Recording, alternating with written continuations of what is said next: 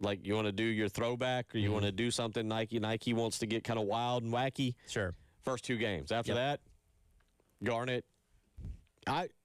Just for the record, I like the old school Garnet helmet, black jersey, Garnet pants. They look good in the old school pictures. Nowadays, I don't know, but the old school Robert Brooks, Sterling Sharp, those pictures look great. I also was a big fan of the all Garnet. The Garnet helmets, Garnet jerseys, Garnet pants with the Sterling Sharp running around in them. But nonetheless, if you're going to do that then. Yeah. Save. Then go to the regular uniforms for the rest. There's some fashion discussion. Last day of Under Armour. We'll play the Spurrier click clack commercial at some point and let you hear from that. World Cup going on yesterday. Oh man, great 3 games. I feel like I'm missing. Like, I'm watching, but I'm not really invested. Like hockey, I was invested, and hockey was great. The NHL, the playoffs. This has been really good. I don't want to say I got into it yesterday, but I knew the ramifications. I don't know how good Brazil really is. I just know that historically Brazil is great. Typically assume that. And so when you look up and you see Japan leading 1-0 for the vast majority of the match, I was like, this might be the biggest upset ever in World Cup history. Yeah. If they take down Brazil, and of course Brazil scores literally in the final minute, much like Turkey did the other night to us. But yeah, I and a lot of you, because you saw this, I think you saw it, the USA-Turkey game, I think I'm saying that right, the other night, it topped the Super Bowl ratings. Oh, I didn't see that. The ratings for it it's the highest rated, I think it was the highest rated soccer, obviously, match that we've ever shown here in America. Sure. And like the ratings are through the root 10 o'clock game. So tomorrow night's going to be good. God, yeah. Now that it matters. But I am curious. Because I feel like I'm watching it because it's part of our job and it's sports this time of year and I'm pretty limited.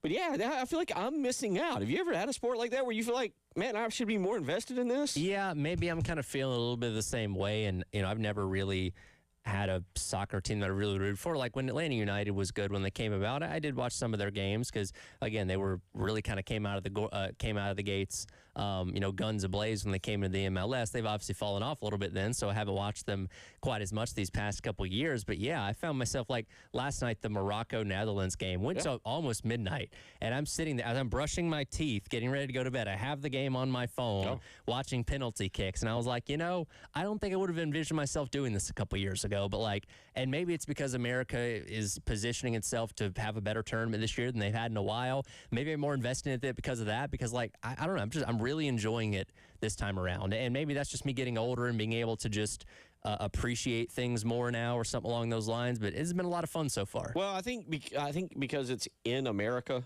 And I say that there's obviously more of an interest to really keep up and follow what's going on because we understand a little bit better. And the timing works out better as opposed to all right, we're not watching games at 2 a.m. that are happening across the ocean or something along those lines. Yeah, you're kind of keeping up with it, I guess, as close as you could say to real time. But a lot of fun there. A little bit more today as they continue to roll along in the World Cup. Of course, again, the United States tomorrow night at 8 o'clock against Bosnia. But later on today, coming up at 1 o'clock while we're doing the show, who is CIV? That is a new Ivory Coast. Yep, Ivory Coast. Ivory Coast in Norway. All right. Bunch of Norwegians. Victor Hovland will be out there rooting shirtless. Listen, man, they've been rowing the boat a lot these past couple weeks. That was the most. So I'm talking about how I've struggled to get into the World Cup. Yeah. That was one of those random, the Travelers Championship on Sunday, and then I didn't get to watch yesterday because I had to be in Charlotte. The blink of an eye. Apparently so. But that's one of those things where you're like watching, and NASCAR's your thing, golf's kind of my thing, and I don't know if there's some NASCAR races where you're like, yeah, I'm watching, but this isn't a big week. Or Sure. Well, they've made the Travelers a signature event. It's a good event, but because it comes off the U.S. Open, there's a little bit of you feel like there's a little bit of a lull, a little bit of a dip. Maybe you kind of check out a little bit. Sunday, all of a sudden, I'm completely invested. And it was so cool because, we've had this thing going on. I don't think it's driven too many people crazy of Chance of USA. It started back at the Players' Championship on Sunday. I was there. I didn't start it, but it started then.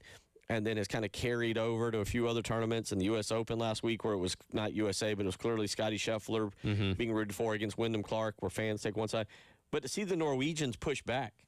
Yeah. And, they're outnumbered, kind of like a road game. Sure. It was, I was, completely into it. I was like, wait, whoa, how did I become so suckered in? I think that also kind of going back to the World Cup here has made this a lot more enjoyable because you have so many fans from all around the world that are coming in here, seeing them, just embrace the American culture. There's that Freddie guy, that's the German fan that's been taking over Twitter, which, by the way, he's in his feels now because Germany lost yesterday. I saw that he was drowning his sorrows with Raising Cane's at his hotel room, which I think all of us can relate to that a little bit. But seeing those fan bases and those countries react to these victories, the World Cup's a big deal here, but not nearly as big as it is in these other places where soccer is the number one sport. So seeing I think it was Paraguay, the people in the streets in their country celebrating when they won the game yesterday, you know what I mean? It's a different level for them, and seeing the experience, the highs and lows and all that kind of stuff, I think kind of adds into what this event is. Well, I hate to say it like this, and I'm being funny, but I'm not trying to be funny.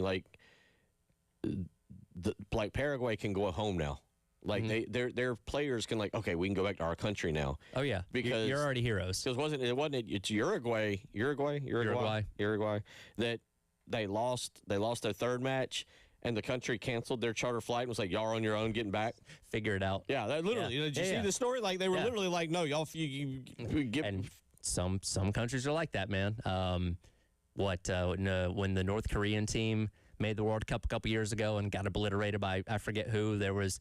And now, again, it's North Korea, so you kind of take it with a grain of salt. But apparently there were some punishments when the team got back to the country on, not believing in the mission or whatever, and that's why they lost. I saw our soccer guys go across the seas, go overseas or whatever, and play and go 0-3. And we're like, come on back, you're good. Come on, we'll give you a parade. We'll figure it out. Some of these countries it's like. All right, am I going to get to see my family after this, or what? It's different. Different places around the country handle it differently. We'll get into that. Some football talk. A Rico Dowdle tweet today that has me wondering, where do we put Rico Dowdle in all this? We'll cover some Under Armour stuff.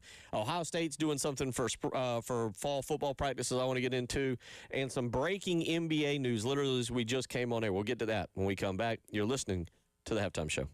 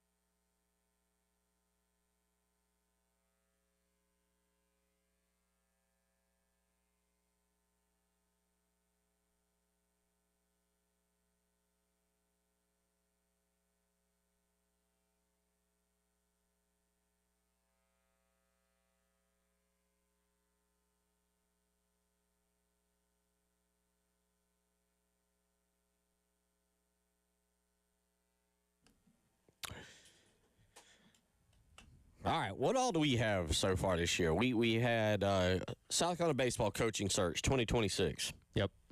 We had that. Really didn't have much prior to that we were really monitoring. I mean, maybe Lamont Paris a tad, The farther it went on, the more we kind of assumed he was coming back. As unhappy as some people were, we weren't surprised when they gave him the thumbs up of, hey, you get another year. But we didn't really have a watch on anything, I think, January, February. March is when the coaching search began, the end of March for Paul Maneri, and so that ate up. That was Baseball Coaching Search 2026. Last week was all centered around Gracie the Giraffe, of course. That had just everything about it, national news. Thankfully, they found Gracie. Well, will they confirm the round of deers? Yes. Okay. Yes. Now I'm comfortable saying it was Gracie. She came jogging to him when they called her name too. I don't know that to be true, but yeah, she was glad to be home. Gracie the Draft. So we've had those two things. I got really, really, really bad news for you. If those two things annoyed you, because Chapter 3 of 2026, you're really going to hate. Within moments of us coming on the show, it is being reported all over the place. I think Shams had it first on NBA, on ESPN. But LeBron James has told the Lakers to move on without him. He will be playing elsewhere, meaning he's playing. Yep. But he will be playing elsewhere in 26-27, and that now means we have to go on LeBron watch for decision number 7. It's like the Taken movies. How do you keep getting? How do you get 3 out of this? But here we are.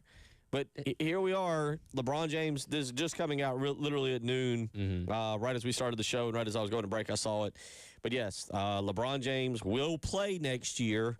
I did see something last night that said Golden State. Yeah, I've seen the Warriors kind of be the hot name as of right now. Sure, why not? Okay, all right. Let me ask you this question. Does this officially make LeBron a journeyman? Because Cavs, Heat, back to Cavs, Lakers. Now he'll be potentially playing for the Warriors. That's his fourth team, fifth team. He's entering journeyman status. We need to text into the morning show, and we got to get a reminder from Preston on where it is. Yes, the answer I think is yes. I think 3 is what Preston and I deemed it to be journeyman status, but I'd have to check with Preston on that to see what the exact rules were. Yeah, but here's the thing. We kind of went through this with Aaron Rodgers, right? We didn't know Aaron Rodgers, but Aaron Rodgers is just annoying to begin with. Sure. But you're kind of like, well, what it is, whatever. And so you wait, and then Aaron Rodgers says, I'm coming back, but this is it. Yes. LeBron's going to make a big deal out of this. Of course. That's the unenjoyable part. Is now we have to go through LeBron at 40. And that's why I never buy the thing, they get eliminated from the playoffs and he's in the press conference being asked, hey, LeBron, you going to play next year? I got to talk to my family and all that kind of stuff. I never once have ever believed LeBron James would walk away from basketball without a going away season.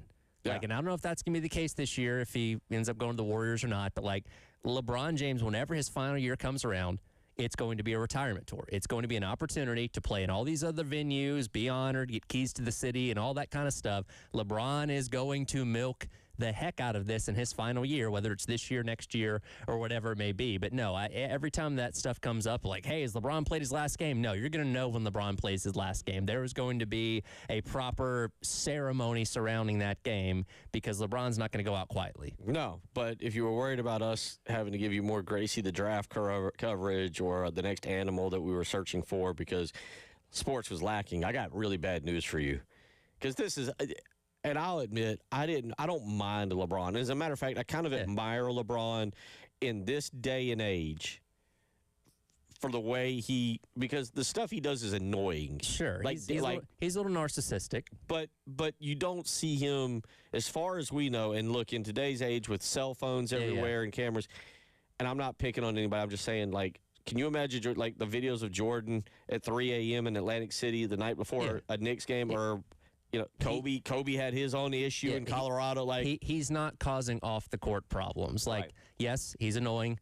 Yes, he's narcissistic. Yes, he maybe makes some things up from time to time, but like it's all centered around the actual basketball element of it. So yeah, like LeBron outside of basketball is fine. And I can't remember, everybody does a documentary these days. Literally everybody does a documentary.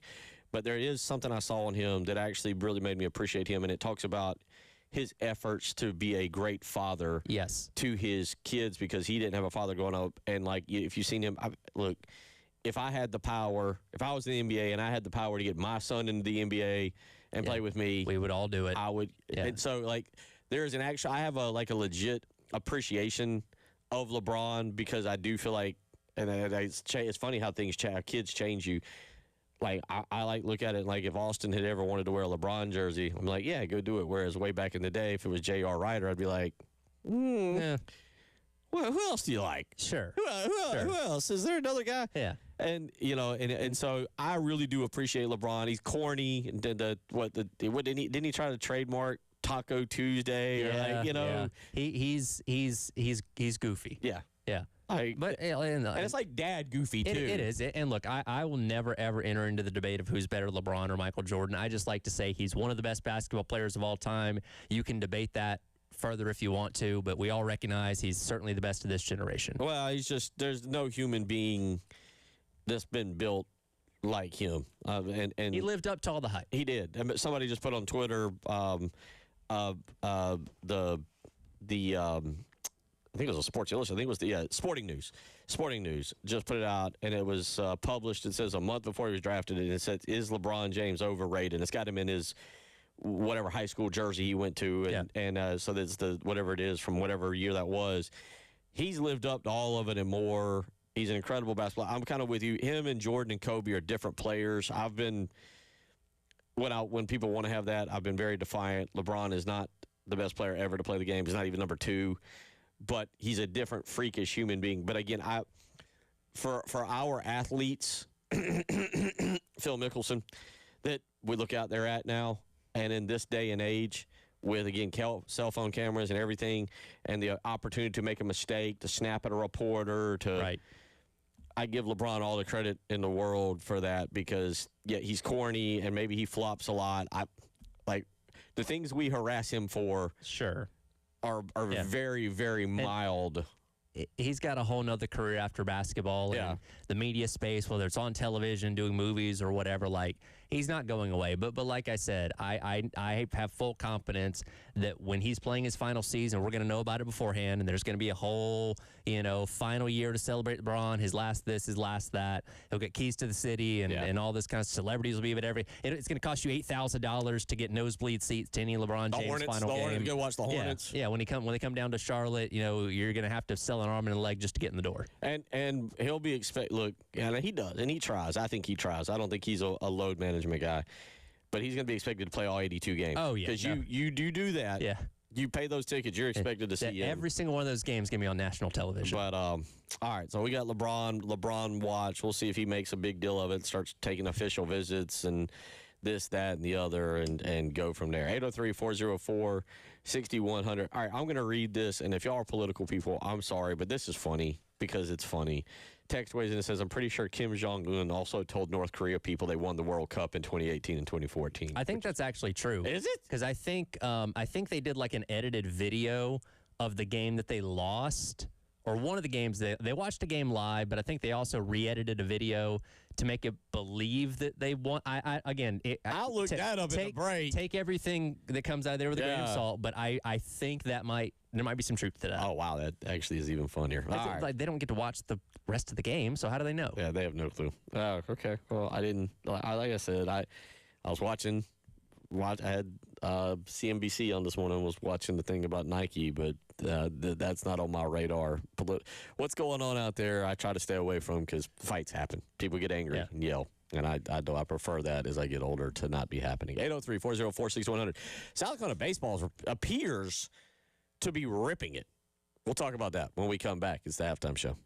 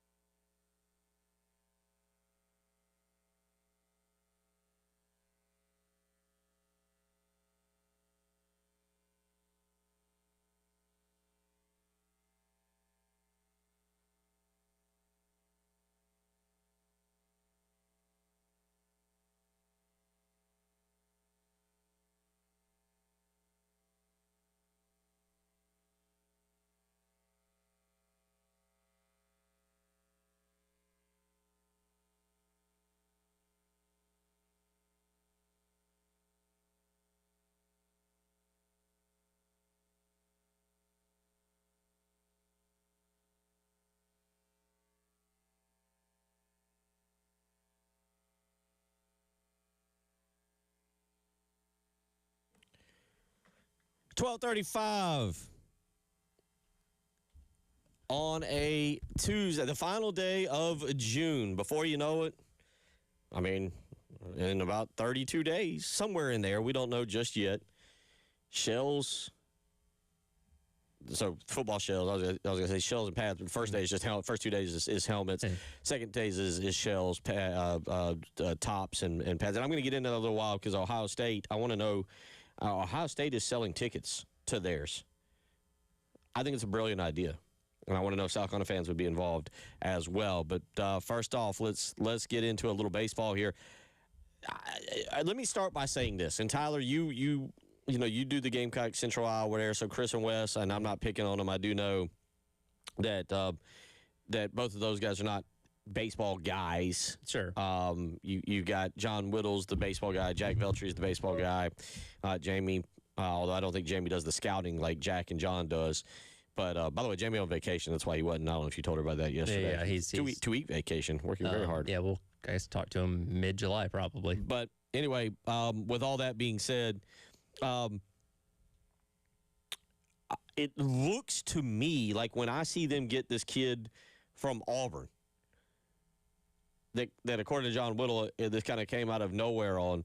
It looks to me like they're really kind of starting to rip it up and putting together a team that I'm not going to say is going to go and get to the College World Series or win the World Series. I'm not trying to say that. Sure. But, like, I think it maybe starts to change your expectations a little bit for how good this team could be. I don't know, but I don't know. And I'm trying to crowdsource this a little bit. Well, it's so tricky because, I mean, this is an entirely new roster. And I know, like, yesterday, Brandon Stone took his name out of the portal, so he is coming back. So you do have a couple guys that are familiar, Parker Marlott, Tyler Bach. If Ant Phillips doesn't get drafted, he has the option to come back. He will get drafted, but the decision's up to him if he wants to come back or not. So there'll be a couple faces that you're familiar with. But for the most part, you're going to go into that first series at Founders Park needing the program in your hand because there's going to be so many new faces and guys you're getting used to. And again, a lot of those guys come over with Kevin Schnall from Coastal, which leads to excitement there. And when you look at certain guys, you're mentioning Bristol Carter there from Auburn, who was really good at getting on base, about a 300 hitter this season. Not a power guy,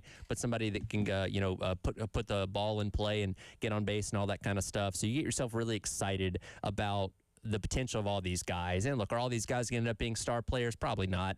Some of these guys are going to end up being depth pieces more than anything else because that's just the sheer number and how baseball works. But when you have the excitement of the hire itself with Schnall, and we're still kind of riding that wave, everything is just feeling really good, right? Anything that you're going to get, you're going to feel really good about. You're going to see the positive side to it, as opposed to, I made this comparison earlier, like with Lamont Paris. And look, this comes with the territory of having 2 bad seasons in a row where everything you see coming in from the portal tends to skew a little bit more negative for people. You can still be excited, but you're always kind of thinking, okay, well, how is this guy going to end up failing here or something along those lines? Where Schnall, it's all the positive momentum until proven otherwise when we get into the season next year. Well, I've read a lot of what John Whittle has put out there, and, of course, he's done it for so many years and does such a phenomenal job.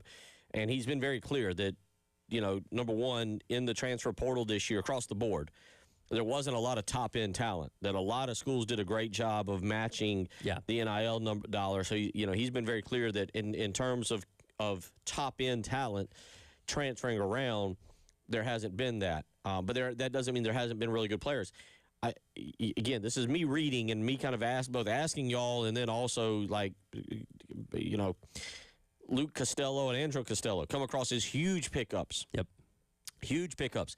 Again, the young man who you just mentioned. Bristol Carter. Thank you. I was going to call them backwards there on that. But Bristol Carter, again, batted .298, had 31 stolen bases last year. Mm-hmm. This is a guy that kind of fits exactly what Kevin Schnall likes, which is to play small ball, to get guys on base, and to put pressure on the defense. Obviously, you do have some guys. I know that he didn't play particularly well, but I'm interested to see Tyler Bach back under a new coaching staff, and if that can take him to another level. Yep. John Whittle has been very clear about, hey, the front end pitching might be a little bit of a struggle, but they really like what they've put together in the bullpen. Look, it's year 1 of the Kevin Schnall era.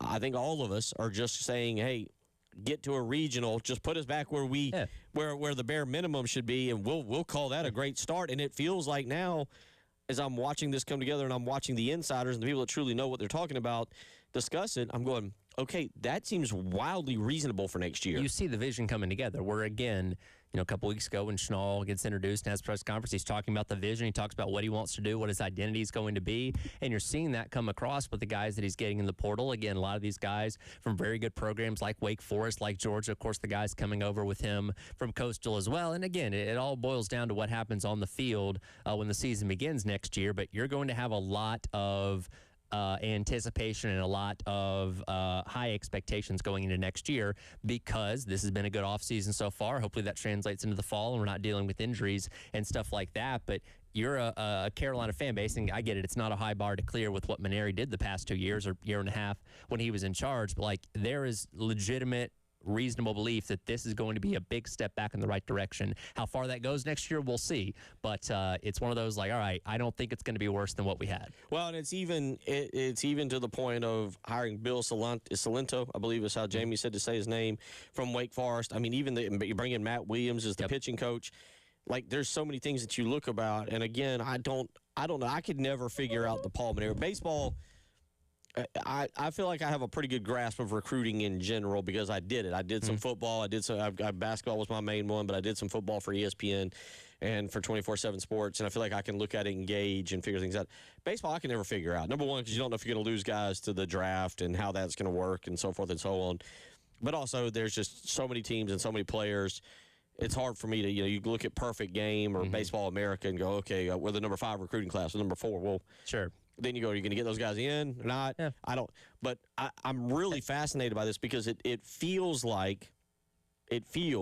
and again, I don't know, that this has come together better than anybody could have anticipated. Well, and I've always been of the belief that in baseball, the margins between the top-end talent and the bottom-end talent are pretty thin, right, compared to football and basketball and stuff like that. So coaching really goes a long way. And I mentioned a moment ago, Brandon Stone decides he's going to withdraw his name from the transfer portal and come back. And look, he's had an up-and-down career here in his 2 years at Carolina. He's done everything that's been asked of him, whether it be to be a weekend starter, to come out of the bullpen, whatever it may be, again, to varying results. But, I'm so intrigued to see him with Matt Williams. We only know him here under Terry Rooney. Terry Rooney didn't end up being a very good pitching coach. Matt Williams looked at as one of the best in the country. What can he do with a guy like that again, is willing to do whatever he can to help out the team? Can he get him to being more of a solid contributor, solid performer? We'll see. But, again, when you start everything over, bring in new coaches and flip their entire roster over, the optimism is going to be very, very high in terms of, okay, fresh start, everything's new, let's see what happens. And then, obviously, there was the negative piece of news on Will Craddock, who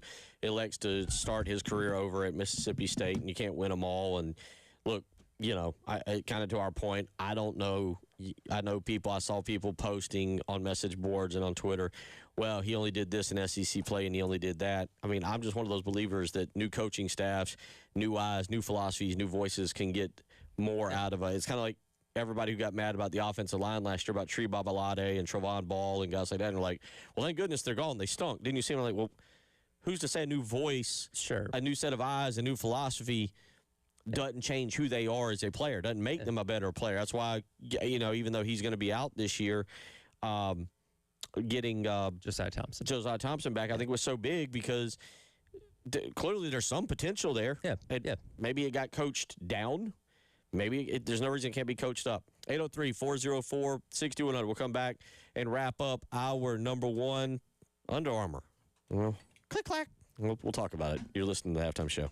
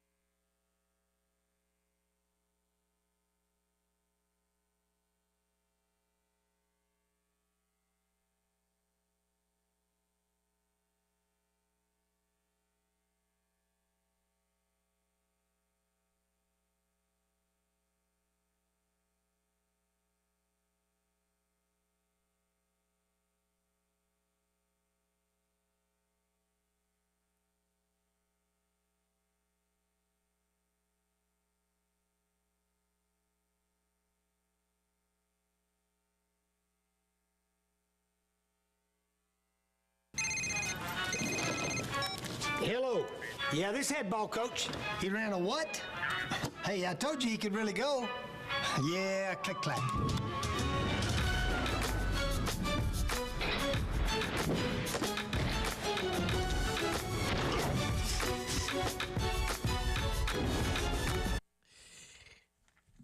That brings such a smile to my face. Just such happiness. Well, number one, because Tyler, I mean, that was 20 years ago. Is that Yep. right, folks? Yeah, it was. 2006? Or 2007. 7-ish, 2006, 2007. Because, at that time, we were all excited about Steve Spurrier. And, we were in the fresh years, and Spurrier was still young and wasn't hobbling around the way he hobbles now. And, he's still witty and quoted. Did you hear him the other day picking on Florida State and how they have no money? I'm not surprised. Yeah. I about once every week or so, I come across a clip of that podcast that he does, and it's the same old witty Spurrier poking fun at somebody. But those are the days, South Carolina was at that moment. I think the kids are still using the term "come up." South Carolina was on the come up. They were on the rise. They were getting national attention because of Steve Spurrier. We were playing those Thursday night games, and you get Spurrier. Yeah, this head ball coach, and he was at that moment in time. He was ours, and so it was a big deal. Yeah, and also, to be quite honest, at that point, the apparel deals were starting to. You were starting to notice. Mm-hmm. Like, I don't feel like Tyler and Preston has talked about this, about, guys in state in particular that he knew, that he had played in the Shrine Bowl with, and he would run into that went to Clemson, and they'd have their Nike gear on, and he'd be having stuff, and he'd be like, covering up and he joked about that, and he's like, so the players did know, but it was such a jump at that moment in time for South Carolina from Russell Athletic. Yeah. To Under Armour, which, again, take yourself back 20 years, Under Armour was the cutting-edge brand of... Yeah, they were the kind of the new name in town. They're not... I think they came about in the 90s, maybe. They weren't that old when they started getting into the apparel stuff, with Carolina and stuff like that. So they were on the rise. Carolina's one of those schools. They did different stuff with them in terms of the uniforms. Again, Under Armour was kind of on the cutting edge with like cold gear technology and all that kind of stuff. At the time, it made a lot of sense. There was excitement with it, and it was a step up from Russell Athletics in most people's minds. But as time goes on, obviously, there's different things that fans want out of an apparel provider. And as I've said this many times, I've been doing this job here for 4 years, and the whole time I've been here, people have been talking about wanting to move on from Under Armour for various reasons. They're finally getting their wish tomorrow. Yeah, I'll take you back. Also, at that point in time, Under Armour was... I don't know if saying it was considered the future is the right word, but there wasn't many universities associated with it. And it was like, we're getting in on the ground floor of something big here. And the only reason this is happening is because of Steve Spurrier. There's a lot of people that would say, well, the only reason you're going to Nike now is because of Don Staley. Right. But yeah, it was such a big deal back then, Tyler. And I don't think it's as big a deal now. Also, and I don't know what the price points are. I think there is such sticker shock, if you will. I mean, I'm not, again, this will be like the second political thing I've done, third kind of, in one show. That's more than I do typically in 3 years. But I know the economy's tough. I know money right now is tight, and justifying, and this isn't the bookstore Gamecock Tradition's fault, this is what Nike does, but justifying $80 for a polo for your next Gamecock pullover or pull or whatever, like, it's a little difficult to justify right now. Their stuff is it's on the higher end. It's pricey. Well, Under Armour wasn't. Yeah, Under Armour was. Under Armour wasn't. Sorry. Yeah. Sorry, you got to go with Mead or Pilar. That's right.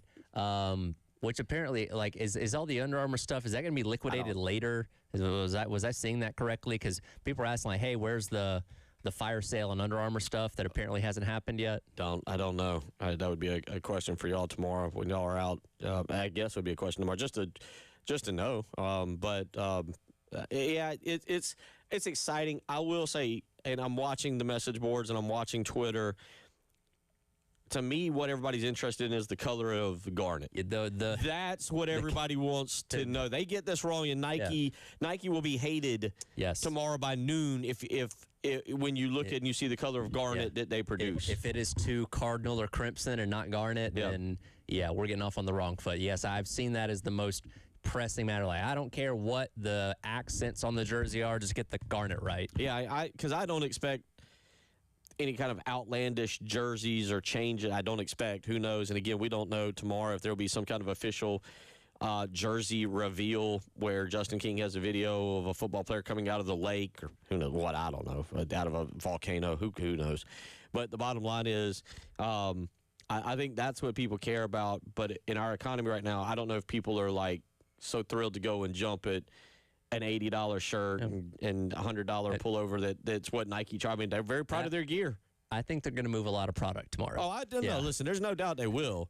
But, I think it'll take time. I think some people will also look at it and be like, so, when's that Under Armour gear? When that sale happening over there? What is the now shelf life of wearing Under Armour stuff for Carolina? Can you still do it? 2-3 years. Is it acceptable? 2-3 years. If you get 5 years down the road, are you saying, all right, you should wear something different now? Yeah, you'd be like, buddy, you've had that shirt 5 years. It's my lucky shirt, though. Well, you better be 15-0 in it. Hour 2 on the way.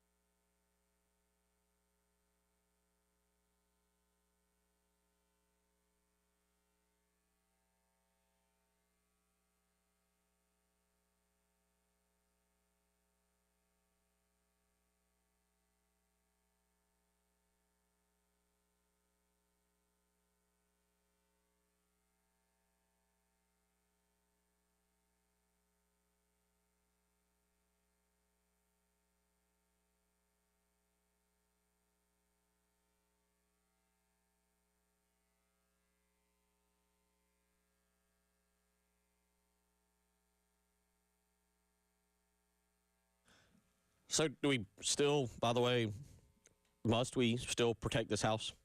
Oh, that's a good question. Which, by the way, that's been actually pretty catchy into part of the. I've always loved that about Under Armour, that slogan, "Protect this house," and they put up the little video before the football games and stuff like that. I will miss that. I mean, I guess we can do like a "Just Do It" through Nike now or something along those lines. I don't know. I did think that was a cool little quirk with the Under Armour stuff. I mean, it did fit like before the game where Sure, it's like hey, this is our house, protected, don't lose here. I don't know. I'm sure Nike will come up with something. Well, I probably. Here's the other thing about this. I mean, because you got to be honest. Nike doesn't. South Carolina right now, aside from women's basketball and Asia Wilson, has nothing to offer. Dawn Staley. Well, women's baskbasketball. Oh, well, okay. You mean like in Asia? general. Okay, that's what I meant. Yeah. Yeah. But they have nothing, like, and that's another part. I think for anybody that's helping with recruiting, or that thinks like, oh, this will, yeah, maybe. But no, I don't think. No, I will. I'll tell you some stories back in the day. I can go back in the day and get into some specific basketball stories where shoe companies played a specific role. I think I can share this. The statute of limitations is passed. Yeah, because actually, I don't know if you're not aware of this. Somebody asked me this today, and I realized Sunday, technically Sunday, the 5th, will be my 10th year here. Okay. My 10th year here, and so that means 10 years ago is when all this kind of went down a little bit. Actually, no, it was longer than that. But anyway, Sunday, July the 5th, will be my 10th year here doing at 107.5 The Game. But anyway, I was going to take a job at doing my basketball background. I was doing another radio show on another station here in Columbia, kind of part-time. And I was going to take a job with Nike. I had the meeting lined up, and I was going to be the Southeastern Regional Scout. And part of my job was going to be getting high school kids involved in Nike contracts and getting them, because I had those connections through my scouting company and working at that time with ESPN. And so there was a bag, and I wasn't the only one. The guy that was going to hire me, I'm not going to say his name, but he ended up in prison for. Great. Well, that was what was happening. Yeah. Where players were being funneled to universities. And at that point, I had gotten to I wasn't Dave Tellup and I wasn't some of the elite guys, but I had a pretty good brand, and I had done some really good things and gotten to know people. And one of the just hard work, traveling around, constantly going to different AAU tournaments. I knew a bunch of the elite guys, and we're getting to know them at younger and younger ages. And yeah, you would try and get in with them in the 9th or 10th grade and get them to come to your Nike camps, wherever your regional Nike camps were, and you tried to get them on Nike AAU teams that would then funnel them to Nike schools. And that's how. And I was going to be the Southeastern Regional draft. I mean, the meeting was set. I was going to take the job in August, and then ended up a radio job. I'll be point blank about it. A radio job ended up opening up, full-time job, and I took that because it was less travel, and I was married with 2 young kids, and I didn't want to travel, and so I stayed away from that, and thankfully stayed out of federal prison. I was going to say, did you do the math on like you would have gone to prison I was going to jail. The guy who's doing my all right. Well, that's a good thing. Yeah, no, I would have. I'm not going to name some names, but if you go back and look at it, you can figure it out. There was a South Carolina rep that everybody in South Carolina knows that's highly invested in the AAU game and that was going to be my boss, and we had talked. And that was I don't know if I'd have worked long enough to do some of the things that would have gotten. I'm blanking on the South Carolina assistant coach that went to Oklahoma State with Mike Boyd, and they got in trouble. But anyway, he was one. He wasn't a Nike rep, but he was one of the guys. Yeah. And I remember a conversation with him that he couldn't pull some of the stunts that he had been able to at Kansas State, because they were Nike at South Carolina, because they were Under Armour, and we didn't have a good Under Armour connection in this state. They tried doing it with an AAU team in the upstate, and that team ended up producing P.J. Dozier and Justin Mackey, I think, and maybe one other one, and South Carolina landed those guys. But then again, those were legacy recruits. I don't know if it would have mattered. And then you had some other guys who played with some Nike schools that would take a visit to South Carolina. Right. But they were basically shuffled off to Nike schools. That was the way it worked more. Sure. Back then. And this is 15, 20 years ago. And it's one of those things that, like, we all kind of accepted, right? Like, we knew it was happening. It's all under the table. It's not as upfront now as NIL is and all that kind of stuff. But we knew that's specifically for basketball. That's how those kind of things are working. Again, the shoe companies basically ran college basketball at that point in time, especially for the high-end schools, the Dukes and North Carolinas and stuff like that. And not that they don't have a presence now, but it pales in comparison to what NIL is, obviously. But at the time, as you mentioned, there was a need for somebody like you in a job like that had you decided taking it, because that's how they got those guys into that pipeline. Yeah, you got them to a Nike camp, and you would hold a Nike camp. And we didn't have a South Carolina presence at the time, but I was going to take the job, and I was going to work Florida, South Carolina, Georgia, Alabama, Mississippi, and North Carolina. And I would have been setting up Nike camps, and your goal was to get the younger kid, then the studs, and then funnel them into a Nike AAU program, just like they have the Peach Jam down at for those that don't know, Peach Jam down there in North Augusta at Riverview Park is an all Nike AAU event at the very end of the year. Yep. It's all Nike. If you're not on a Nike team, you can't go. You can be on a great Adidas team or whatever it may be, but you couldn't play.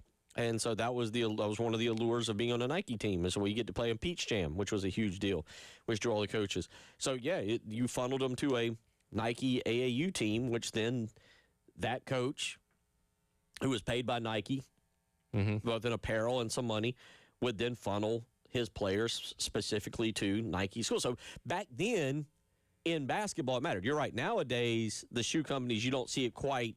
Yeah. It's nowhere near as prevalent or as strong because, number one, when the federal charges came down, that shook up a lot of things. It did. Well, and now you have the legal route of, all right, so-and-so is going to sign with Duke, and then we can have an NIL deal where he's a representative of Nike, and yeah, that still plays a potentially a factor in maybe them deciding to go to Duke because of what that deal would be, but it's not the end-all be-all because NIL does so much of the heavy lifting now. And another part, as I'm learning with my son, AAU has changed dramatically.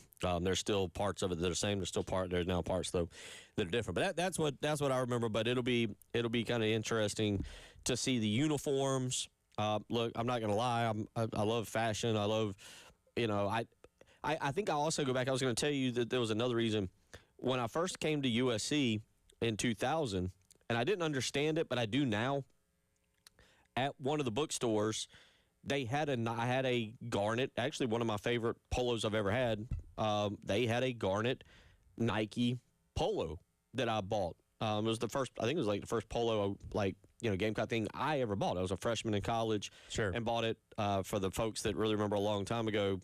The old bookstore that not Adams, but the other one that was on campus on the corner of whatever roads that it was, and it's been demolished now. But so I had a Nike when I was like a freshman and sophomore and a junior. You go back to what's your timeline? So those were the first 2 years of Holtz. That was my lucky Nike game day polo. And then when it got beat by Clemson 63-17, it wasn't quite as lucky anymore. It's when you retire it. So, but anyway, the point being, we'll see how it goes tomorrow. You can go and hang out with Tyler and Wes and Chris 9 to 12 at the Lexington Gamecock Traditions, 5134 Sunset Boulevard from 9 to 12. You can go check out the material. Do they open at 9? Do you know? I don't. So we've actually been running a spot for this. I believe there is a select number that get in early. Okay. Don't quote me on that. We'll play the commercial probably coming up here again in a little bit. I just know we're going to be out there all morning long. They'll have the Nike stuff on the shelves. And I drove by there yesterday. They've already got the Nike logo up. They're ready for it. And I imagine they're going to be selling a lot of product tomorrow. We'll go by and see Chris and Wes and Tyler 9 to 12 tomorrow. They'll be out there, 5134 Sunset Boulevard in Lexington for the Nike lunch. And look at the stuff. And, hey, man, purchase a shirt or purchase a purchase a pullover or whatever. It's hot to wear a pullover right now. I'll tell you that. And unless you're Lamont Paris. Given that the first game is a nooner, I'm not sure you'll be wearing a pullover to that game. But there you go. Go by and see them tomorrow, and it'll be fun. Certainly something that you and I will talk about when you get back here. I'll be interested to hear tomorrow. You talk about what you see in terms of people coming in because I know I get it. 4th of July is Saturday. It's not like a midweek thing, but I know a lot of people this week is a week to take off to kind of get your vacation in. So a lot of people maybe not working tomorrow, waking up late, getting some coffee, and being like, I'm going to head on over to Gamecock Traditions and purchase me a Nike shirt. That's right. Get in on day one so you can show off all your friends. It's a status symbol thing, too. We're like, hey, look, I got the new Nike apparel. You guys are still wearing Under Armour. Now, I always say I'm going to do this, and being a single dad and being the person in our family who is not good at giving gifts, I think actually today, actually today is my brother-in-law's birthday. Okay, all right. I think my niece's birthday was I think. So, great uncle. Great uncle. And what I was going with this is I always want to be the guy who, like, buys the Christmas presents way early so that I'm not stressed out in December. Sure. Is tomorrow a day you get in there and you purchase a few Christmas items for your kids or for your loved ones? Well, you save it, or is it? I don't have anybody in my family that would be interested in Gamecock apparel, so that doesn't really work for me. Okay, all right. Yeah. I didn't know if that's like tomorrow you go and you're like, oh, I would go ahead and get a hooded sweatshirt, or I would recommend. When we were in D.C., we actually got a lot of gifts out of the way there. Like, all right, here's what we can get for so and so for Christmas and stuff like that. But yes, when the opportunity presents itself to get gifts for holidays months in advance, do it. No, you do that, or does the wife do that? And it's more of the wife. Okay. I'm a terrible gift giver. I am too. Like, unless you have to tell me a pretty close range of what you're looking for, because I'm bad at guessing. I'm one of those people that, like, all right, I'm going to go into the store, I'm going to look around, I'm going to be like, all right, that kind of looks like something they'd like. Okay, sure. Gift cards are always a good go because that allows the person to get whatever they want. But, like, in terms of, like, thoughtful, deep gifts, I'm not great at that. I'm not gonna lie to y'all at all. Not the kids. The kids, I got a good grasp on. Video games for my son, and basically whatever I tell my daughter to put whatever she wants in Amazon, and I'll just purchase it. Yep. Like that's I've got those two down. So they don't follow this rule, but basically, if you know me, you either get a bottle of liquor because. Yeah. I can figure that one out. Sure. Or, you get an old-timey meat market gift card. The gift that keeps on giving. It's one of those two things. I've tried to go out of my way. Certain times I get excited about certain gifts and like, but yeah, I want to be that person because I stress out. I feel bad. Like, I want to get people. So maybe tomorrow, go grab some sweatshirts. You might not need one right now, but good for Christmas time. Yeah, I don't know if those, because typically, like, winter clothes are on sale in the summertime. I don't know if these are going to be on sale, but maybe you can get a little better deal as opposed to if, like, the week before Christmas you're trying to buy a quarter zip or something like that. I don't know. Anyway, there again, you're talking to a. By the way, do you think they just, like, shipped Lamont Paris a big box of quarter zips? Like, all right, man, we got you covered. There's 10 of them. There's 10 of them. Yeah. Yeah. All flavors, all kinds. All right, we know this is your thing. Yeah. We'll see what happens. By the way, happy birthday to my brother-in-law. He lives in Raleigh. I think he's down in Charleston. Patrick Charlene. If you know who he is, text him and be like, hey, your brother-in-law actually remembered your birthday. Good job, buddy. But happy birthday to him. Saw him this weekend here in town. 803-404-6100. All right. Ohio, we got Chris Plank with Oklahoma coming up at 1:30, and I want to get to him. When we come back, I want to get into Rico Dowdle. Is he the most underappreciated Gamecock ever? Okay. There's a stat. Did you see my tweet this morning? I did not. I'll read the stat to you. Rico Dowdle, the running back at South Carolina, I want you to do this during the break. Top 10 running backs all time at South Carolina. Yes or no? Just yes or no. Is Rico Dowdle in that list? Top 10. Is Rico Dowdle in that list? I'll give you that stat, and we'll talk about it when we come back. You're listening to the Halftime Show.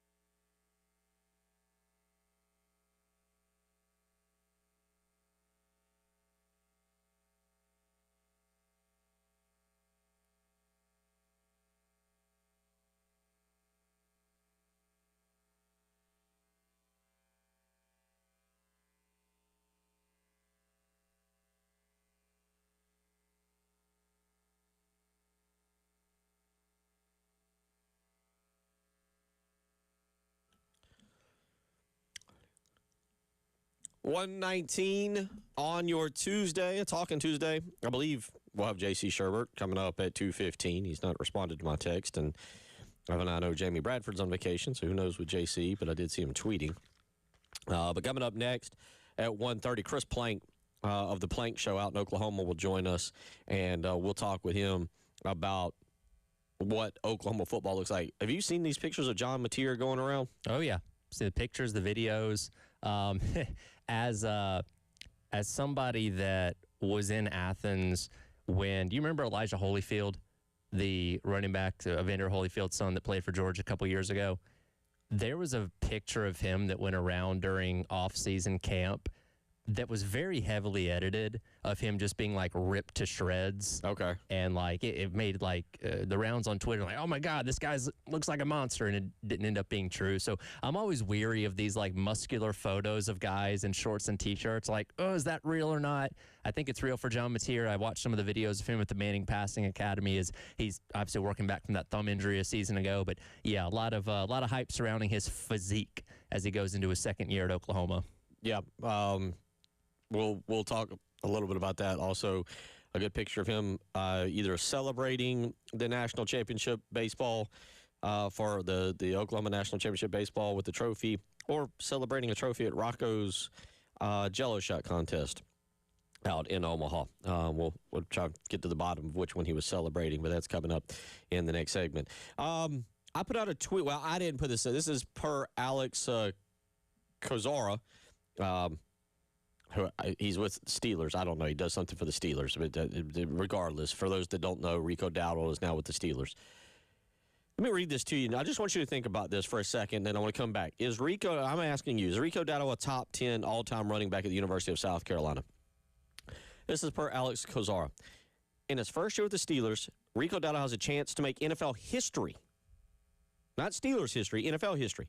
Okay. A 1,000-yard rushing season would make him the first player to ever rush for 1,000 yards for 3 different teams for 3 straight seasons. The Cowboys, the Panthers, and the Steelers. Yep. Now, you weren't around for the Rico Dowdle era, and I to an extent, view the Rico Dowdle era, well, the time he was here, as the missing years of South Carolina football, because I'm not being funny. I think I'm being true, because Will Muschamp sucked all the fun out of South Carolina football, and I think like one of the little mind eracy things on Men in Black, we've all blocked it out. Yeah. Like nobody remembers those years to the best extent.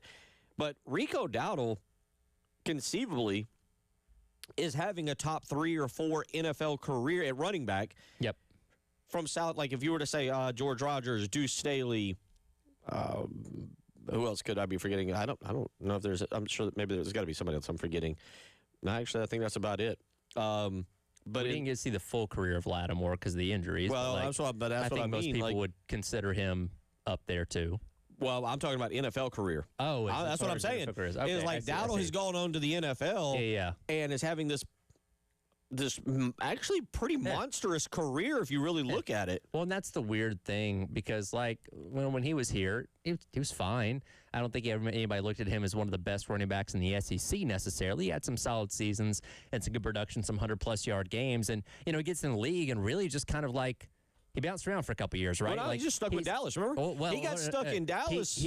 He stuck in Dallas but didn't do a whole lot until 2 years ago, and I forget who their main running back was that got hurt, but he got the opportunity, ran for 1,000 yards, and has picked up on that. Remember when he was running for 200 yards a couple games in a row for the Panthers last year and became everybody's fantasy darling? And again, like you said, now trying to do that for the 3rd season in a row with the Pittsburgh Steelers. So he's had a very weird career trajectory to where the first half of his NFL career wasn't doing a whole lot. He was there, and he get some carries here and there, some touches and all that kind of stuff, but he was just kind of a part of the Cowboys until he became their feature back a couple seasons ago, and now he's kind of getting this career resurgence, which is weird because he's not even 30 yet, right? Like, you feel like he's been around the league for longer, but he's not even hit the age of 30 yet. He just turned 28 He's still in, like, those prime running back years, and we'll see if he replicates that for another season in Pittsburgh. Now, in his defense, he got injured. He did get injured, it seemed like a good bit. But, I mean, you go back and look at it. South Carolina lost to Alabama in 2019, if y'all remember that particular game. He had 12 carries for 102 yards in that game. Yeah. South Carolina would beat Kentucky a few weeks later. He had 15 carries for 102 yards. In the win over Georgia that year, the Ryan Helinski year, he has 21 carries for 79 yards against Georgia in that game. Now, he also had some duds. I'll give that. A game against Clemson late in the season, he had 7 carries. In 2019, 7 carries for 20 yards. Against Missouri in a loss, 8 carries for 17 yards. But sometimes I wonder, was he more of a dud at times because he didn't get the carries, or he was hit or miss? Remember, when South Carolina beat Tennessee here I think in 2018, he had 14 carries for 140 yards. He was a stud, and he's actually got more games where you're like, oh wow, yeah. Look at what he did, and then the ones where he has very few carries is kind of amazing for him. Well, and like you said, I think it kind of falls within that pocket of some forgettable times for Gamecock fans, so maybe that's why it doesn't get talked about quite as much as opposed to, if he was doing this in the early half of the 2010s during the 11-win seasons or something along those lines. So I think it's kind of the perfect storm of when he was doing it and what teams he was playing on, coupled with the fact that, again, he went through the first couple years of his NFL career without doing a ton of remarkable stuff and then just kind of exploded on the scene these past couple of years. You think about South Carolina, Marcus Robinson's always the one for me from the 90s that I think of that didn't do much in terms of receiving for South Carolina, and then goes on to a pretty long, solid career, if you will. Nobody's saying it's a Hall of Fame career, and it's kind of the same thing with Rico Dowdle. I think what we're saying is, like, you look at his production. You look at his production at South Carolina, you're like, that's nice, okay, and then you see him sticking around the NFL, and now. Last year and the year before being featured backs for Dallas and Carolina, and now is he the featured back for Pittsburgh? Oh, I haven't done I'm not remember what their running back room is. I need to go purchase a Phil Steele or a college magazine today, let alone an NFL game. But and somebody says he backed up Zeke. No, I get it, but I guess that's my point is, like, even these backups, they usually get cut. They move around. They kind of bounce around for a little while. Somebody hits us up and says, can't forget about Mike Davis. Yeah, that's what I mean. Like, Mike Davis had am I short selling Mike Davis on a 3-year career? In the NFL? Yeah. It wasn't long. I know that much. That's what I'm saying. It was decent, but it wasn't. It was really, I think, boiled down to about 4 games. We'll keep talking about this, but let's get to Chris Plank when we come back. Let's preview Oklahoma. What do the Sooners look like heading toward SEC Media Days? You're listening to the Halftime Show.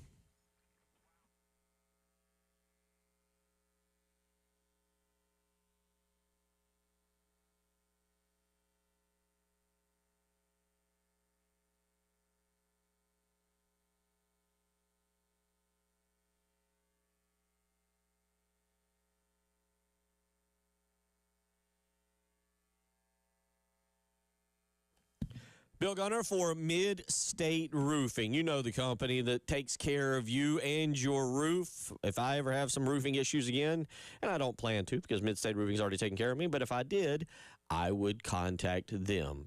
From a professionalism standpoint, there is absolutely nobody better at making sure the customer is satisfied, whether it's being there for you 24 hours a day, 7 days a week, or the incredible installers that they have, the cleanup job that they do, the way they explain everything to you that they're doing and what is about to happen.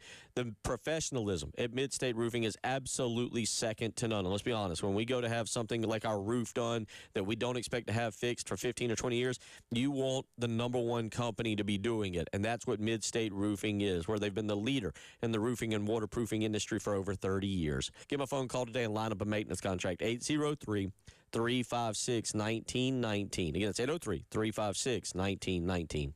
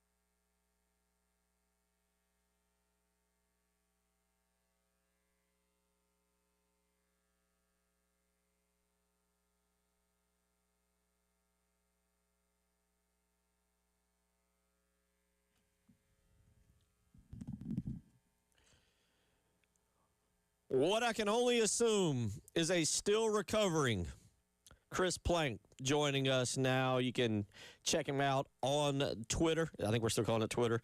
The Plank Show, or just Plank Show is how you can do it, not The Plank Show, at Plank Show, PLANK Show, the Sooner Sports Network, where he does the mornings. I've done that, Chris, and it's hard to compete in a Jello Shot Challenge in Omaha and do morning shows. Good, best of wishes to you, buddy. That's a testament to the man you are.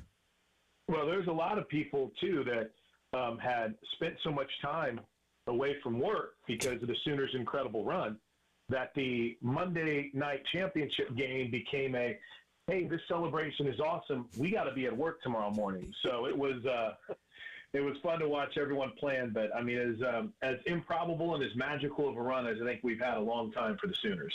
Yeah, real quick on that. We'll talk football with you. That's why we're having you on. But you mentioned that 14-16 in conference play for the Sooners, kind of a meh kind of year. And then all of a sudden they get in there. The games in Atlanta were a blast. I was watching that game.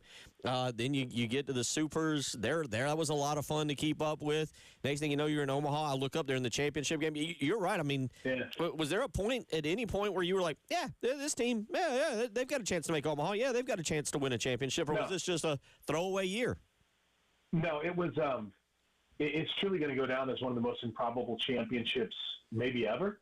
I'm trying not to be overly dramatic, but when you look at a baseball team that lost its last 4 series, you mentioned, Atlanta. Well, let's even go back to, Hoover in the SEC tournament. They got beat in the first round by an LSU team that wasn't very good, and they were out. I mean, we knew they were in the tournament. We just thought, okay, they'll go and they'll give a good fight in the first round, and then they'll get knocked out. But when DayTil Nike hits that home run and they eliminate Georgia Tech, suddenly you're like, wow, that's like the number 2 overall seed. You got a pretty good path, and the number 1 overall seed just got knocked out. So you started to believe once they got past Georgia Tech, but I'm here to tell you right now, man, there was not a lot of belief until that moment whenever they eliminated Georgia Tech that they had a chance to get to Omaha. Well, it was incredible. I know it's a lot of fun. South Carolina fans are looking to get back there. That's a place that we're familiar with and that we love being a part of. And hopefully new coach Kevin Schnall will be the guy, and that next year we can really be talking about that and kind of be out there. And hopefully Sooners will be back out there. How'd you do I see the picture. How did Oklahoma do in the Jello Shot Challenge? You know what? I don't think they did all that terrible. Okay. Now, you guys obviously, with South Carolina's history in baseball, you guys get it. You understand what it's like. The whole Jello shot thing, I'm kind of over, and I made fun of it on the air, just how ridiculous it is. And then all of a sudden, I had a couple listeners that started making memes of me doing Jello shots. And, Lord. AI-generated things, so it kind of became a thing. But Oklahoma, you guys know the history. Oklahoma really got embarrassed in 2022. Not in making the championship series, just Ole Miss took over that stadium. And it was the first ever championship Ole Miss had won in anything, so I think it's somewhat understandable that it would be insane. But they really took that personally, and the baseball fan base is not the largest for Oklahoma, but they got fired up, and they showed up in droves. It was really, really impressive. And it's weird, too, because school's out, so people are like, oh, man, is the campus wild? I'm like, no, the campus is dead. It's great. Nobody's here. You can drive everywhere. There's not – people taking up all the restaurant nights and clogging up our streets. It's been amazing. But there is a renewed passion, I think, for this baseball program. And, yeah, I am excited. They're getting their 3 starters back. Let's see how it plays out in the future. Chris, thanks for joining us. And as they were celebrating that national championship, there were the clips going around of Skip Johnson telling John Mateer and a couple of the football players, like, hey, now it's y'all's turn. Obviously coming off of the momentum of making the playoff a year ago. What's the belief in what this season can be for Oklahoma in, year 5 under Brent Venables? Yeah, and it's kind of wild because if you go back, there was questions about whether or not, year 4 was going to be a possibility. And, I go back to last offseason, a year ago this time, there were concerns because Zach Alley had left right after the season. They had, lost their bowl game, and it's just, they still haven't won a bowl game under Brent Venables, including a playoff game. But, something kind of really clicked for this team after the Ole Miss loss. And, the John Mateer injury is one thing. Obviously, I'm sure everyone's seen the picture from the Manning Academy and how he's working with a new pro coach or whatever the term working on is, his base and his arm angle and things of that nature, because he, it really seemed like he developed some bad habits trying to throw around the pain last year. So that's a long way to say that, this team just really found a great rhythm defensively, started forcing a lot of turnovers, and made the playoffs. So naturally, that thought is, all right, listen, we're getting better. Completely remade the wide receiver room, completely remade the tight end room, and brought in a new coach, Jason freaking Witten, to coach the tight ends. So it's been a year where there's been a lot of focus on that offense because, Brent Venables, I think you always are going to feel good about their defense. They want a little bit more depth. They want more competitive depth. But it has really been an offseason in trying to get John Mateer right and in trying to get things right around him because they feel like they're going to have a championship caliber defense year in and year out now under Venables. One of the couple of things that you get here, you add Parker Livingstone from Texas at wide receiver, and then you also add Terrell Harris. Now, South Carolina's got to go out there. I think it's Halloween Day is when that game takes place. We don't know what it'll look like when South Carolina gets there, but in week 2, you get Michigan. What is the expectation when you add these wide receivers now for John Mateer? You talked about the guys you lost to go along with a big game early in the season. I believe that'll be Kyle Whittingham's very first huge game, too, in Ann Arbor as well. So there's a lot on that game in week 2 for things to start clicking right away. Yeah, absolutely. You got to, they just announced that they're moving the opener to a Friday night, but, it's like you're right into the fire, week 2, and you're going up for a big noon kick showdown against Michigan. You better have things right. But you mentioned, here's what's interesting. So Ben Arbuckle comes in and takes over as the offensive coordinator last year.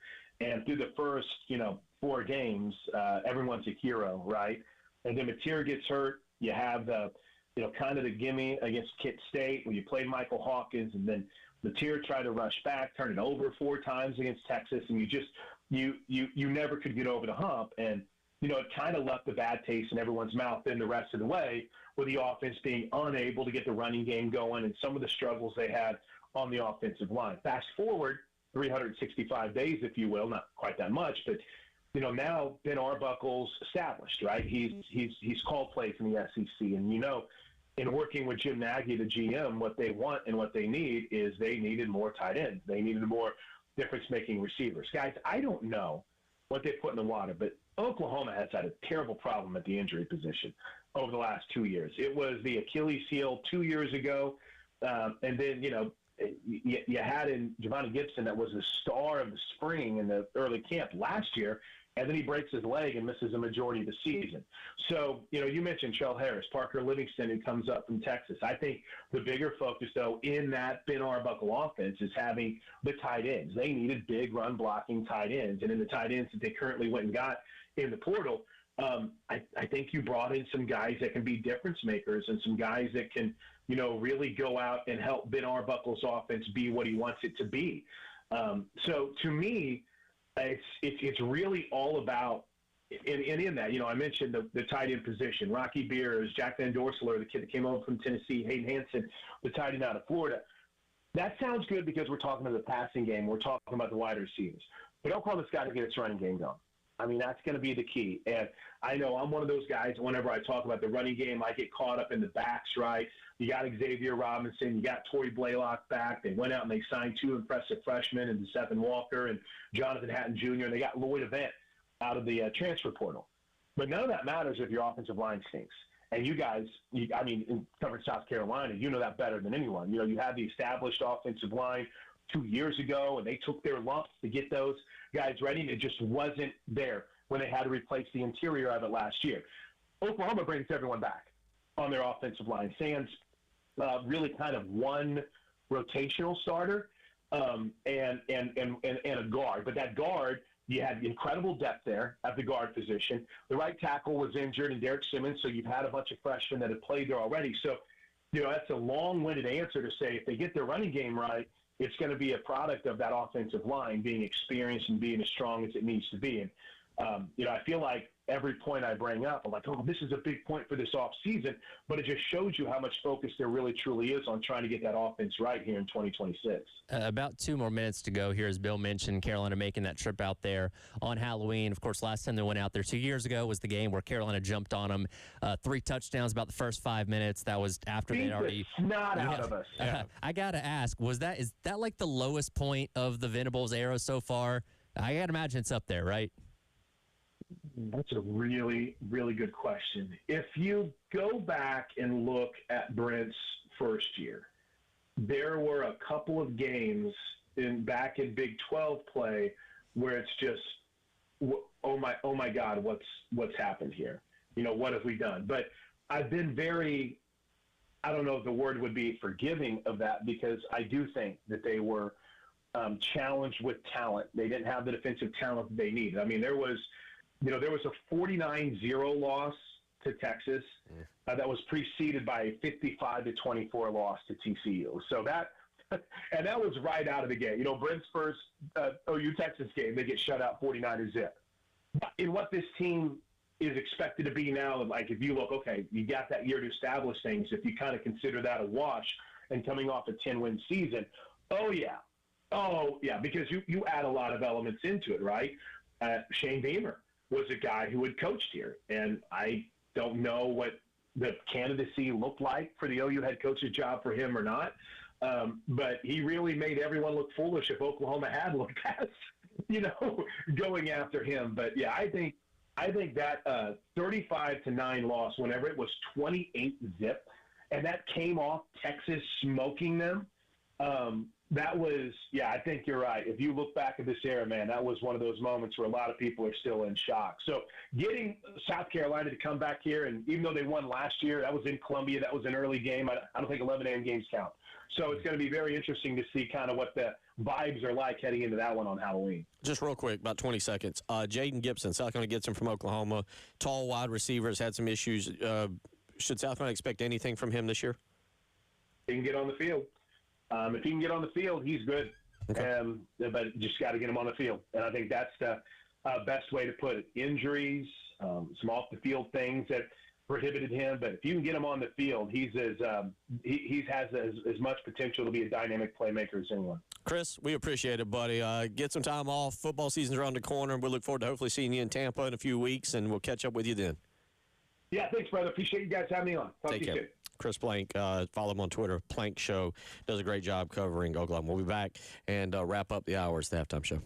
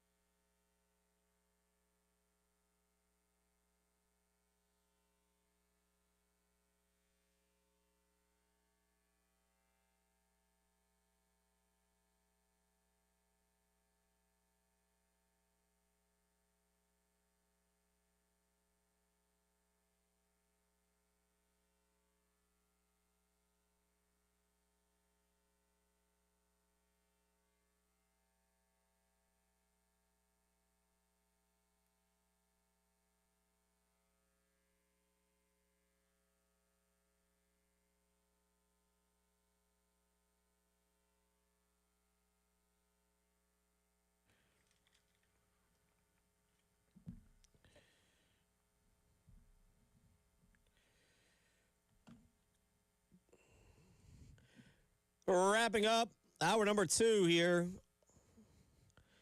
1:50 in the afternoon. It is the halfway point of Ivory Coast and Norway. Do we have a score on this thing here? Last I checked, Norway was up 1-0.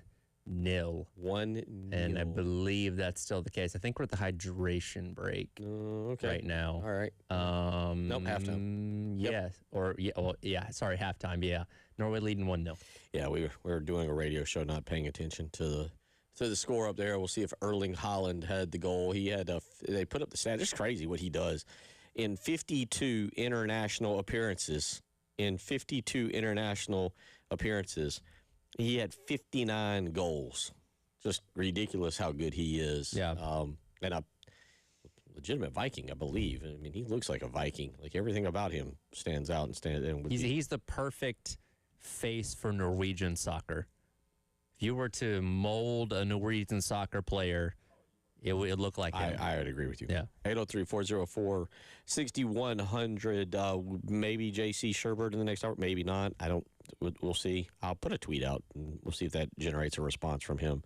I don't know if he's on vacation or not. I wanted to go back to this. We're talking about guys in the NFL, running backs, because it amazes, like, NFL teams are so quick to cut running backs, right? Sure. Because, like, Rico Dowdle at 28 is old for a running back, but he's young for a running back. Yeah. Because his first 3 years, he didn't get any carries. Sure. Well, it's a position that wear and tear matters maybe more than any other. And you can look at guys that get drafted that took a lot of carries in their college careers that have a shorter shelf life in the NFL because running back's kind of a dime a dozen. Now, you have your exceptions like Derrick Henry that have been playing at a high level for over a decade now, but they're the exception, not necessarily the rule. So, yeah, teams kind of speed through running backs quite a bit. So, yeah, 28's getting on the older side of it, but you're right. He had fewer carries on the front side of his career, so he's fresher now than somebody that came into the league at the same time and was ripping off, hundreds of carries in his first handful of years. So that does benefit him a little bit on the back end. I didn't realize Mike Davis 2.0,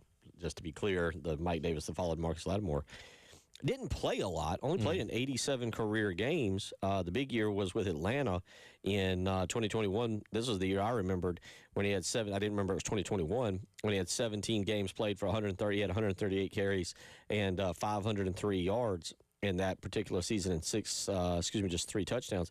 But he actually, somebody pointed out, Mike Davis actually had a longer NFL career than I realized. 2 years in San Francisco, 2 years in Seattle, a year in Chicago, 2 years with the Panthers, a year in Atlanta, a year in Baltimore. So he went from 2015 to 2022. Yeah. So, he was a guy at South Carolina that stood out. Sure. And Tyler, if you want me to anger some people, if you made me pick between Lattimore and Mike Davis, I actually might take Mike Davis. Okay. Sure. As great. Lattimore's got sentimental value because of Burns and the injury. Well, and there's the what could have been with him where you didn't get to see his full career play out, unfortunately. Yeah, and then Lattimore, they were both great. I mean, it's kind of in a way picking your favorite child. There probably shouldn't be an answer. And if there is, there's no wrong answer, I reckon, although probably some of you do have a favorite child. But with that being said, both were incredible talents. But yeah, Davis, I will always contend at South Carolina, Mike Davis got underused by Steve Spurrier. South Carolina wins 2 games. I don't know what I could bet. I don't know how I could make my point more clear on this. But I'll tell you this, Tyler. South Carolina, if Steve Spurrier gives the ball to Mike Davis in 2014, if y'all remember, that was the year that the defense couldn't have stopped Dave, myself, and Tyler. Yep. If in the game against Kentucky, he just keeps giving the ball to Mike Davis, and remember Kentucky rallied from 2 touchdowns down, South Carolina wins that game. For those that don't forget, Mike Davis in that game had 23 carries for 183 yards, and for some reason late in the game, Spurrier wanted Dylan Thompson to start throwing passes. Mm-hmm. Davis was killing Kentucky, killing them, and he stopped giving the ball to him. And then they lose to Tennessee. They lose to Tennessee that year, and that's the same thing. 16 carries for 69 yards, and you could have kept feeding him the ball. Mm-hmm. That was the game again. You had the game in hand well late in the game and blew it. That season changes, and then I'll say this: in 2013, up in Knoxville. I would have to go back to stat. My memory may be shady on me on here, but my memory tells me in 2013 he needed the ball at Tennessee as well. Hour 3 on the way.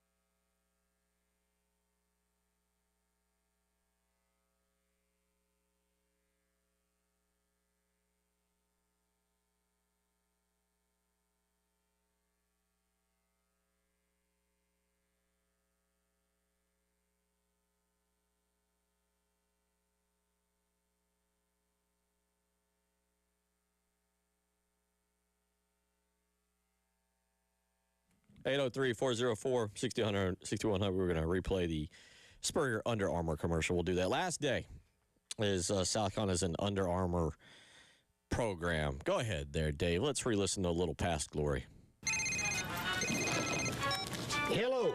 Yeah, this head ball coach. He ran a what? Hey, I told you he could really go. Yeah, click clack.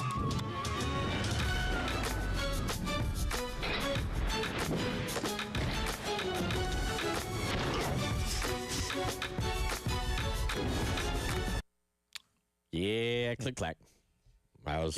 Yeah, click clack. The funny thing, and I mentioned this to Wes and Chris a couple weeks ago when we were talking about this commercial for some reason, because again, this was 2007, so you have the opening of the commercial where Spurrier's on the phone, says the click clack and hangs up, and then it's just this montage of athletes running and doing various things in Under Armour gear. And I'm looking at this, I'm like, I don't recognize any of these people. And it's like, oh yeah, you couldn't have the actual student athletes. These are just actors or other athletes that aren't in college that got paid to be a part of this commercial, as opposed to, in 2007, you couldn't have gotten a random player on the team to go out there and run around in Under Armour stuff because they weren't allowed to back then. So it's an illustration of how far we've come.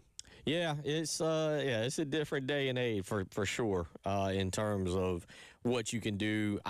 That's a great point. I don't know if Lenore Sellers, Dylan Stewart, or Nick Harper will appear in some kind of Nike commercial that maybe they run, whether it's on the SEC network or so. That's a great question. I don't think I've seen anybody, now that you say it out loud, I don't think I've seen any college players like in commercials for Nike. I've seen a couple in, I think it's New Balance. Is it New Balance? I think it's New Balance. There's been some New Balance ones. Arch has got a Nike deal, doesn't he? I thought he was in a commercial maybe last year. He's in a lot of commercials. I know he's in, I think, is it Warby Parker? Yeah. The glasses. I don't think he's in a Nike commercial. I could be wrong. I think he's in a Warby Parker commercial. Warby Parker commercial. I think he has a Red Bull commercial, too, because he's a Red Bull guy now. Don't quote me on it. I thought I saw him in a Nike ad. Maybe not. I don't know. Okay. All right. Well, anyway, tomorrow will be the last day. You can go and hang out with Chris and Wes and Tyler 9 to 12 over at Gamecock Traditions in the Lexington store, 5134 Sunset Boulevard. I haven't been paying attention. We don't know what time exactly they open. We know you have to be there at 9. We'll be there from 9 until 12. I did just hear in the last break, apparently there's a VIP access from 8 until 10. I don't know all the details on that. Okay. That's just what I heard from our little, commercial there. So, but they're bringing in all the new arrivals. So in very quick time, you can get over there and get yourself something if you can't tomorrow. Yeah. All right. So make a point of that. Go by and see Chris and Wes and Tyler and the whole gang 9 to 12 tomorrow, 5134 Sunset Boulevard in Lexington for that. A couple things. Got some breaking NBA news. Well, it's broke about 2 hours ago. Now it's snapped in half. But NBA news and real quick, some golf news I've been following throughout the day. Former Gamecock and YouTube star. I'm going to list him as that. That's now how. I don't know if you followed this on Twitter, but that's how a lot of golfers now starting to be labeled YouTube golf stars. Okay. But YouTube golf star and PGA Tour winner and former Gamecock Wesley Bryant has failed to qualify for the 154th Open at Royal Birksdale in July. He was playing in a qualifier today at West Lancashire, and he made bogey on the 18th to miss out on a playoff by one stroke. Unfortunate. It's actually got a video of him missing the putt. Not very nice there. But so you just pulling for Gamecocks on the PGA Tour to play in these events. Wesley, for those of you that don't know, has got a very wild past right now with the PGA because he did some of his YouTube stuff with Live Golf, and the PGA deemed him to have, I forget the exact word, but basically have done stuff that he shouldn't have, and they've got him under suspension right now, and he can't go play. He can't get sponsors exemptions to Harbor Town or say the Travelers or anything.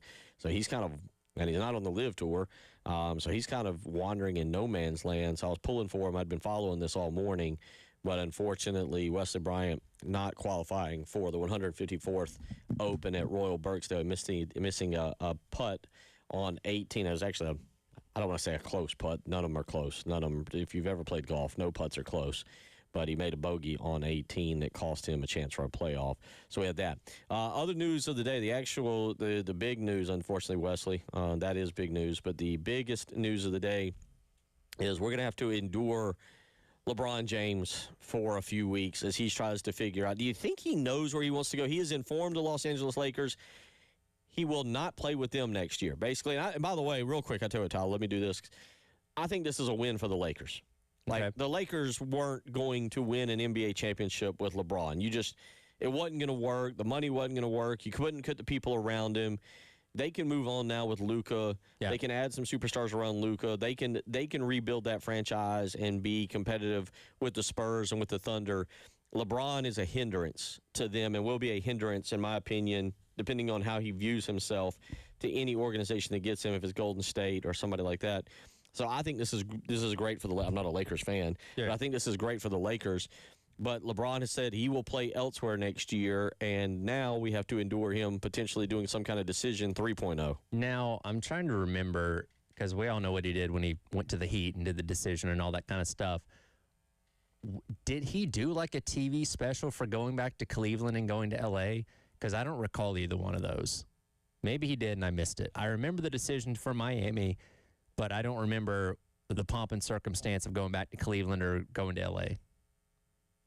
No, I think L.A. he just announced he was going to. I think everybody knew he had wanted to go to. If I remember correctly, thankfully, I kind of zone out on these things, but I think he had. I think he had made that decision and did it. I think we all knew he was doing it, but it wasn't the pomp and circumstance of, if you will. And I did honestly. It's crazy. The stupid things we can remember in life and the stupid things that we can't. Not that I wanted to, but I sadly remember where I was on the Miami decision and who I was with, and where I was in Myrtle Beach at a TGI Fridays with a bunch of college coaches because it was during AAU season, and we were down at an AAU tournament, and we all went to a TGA Fridays late in the afternoon or in the evening to watch it.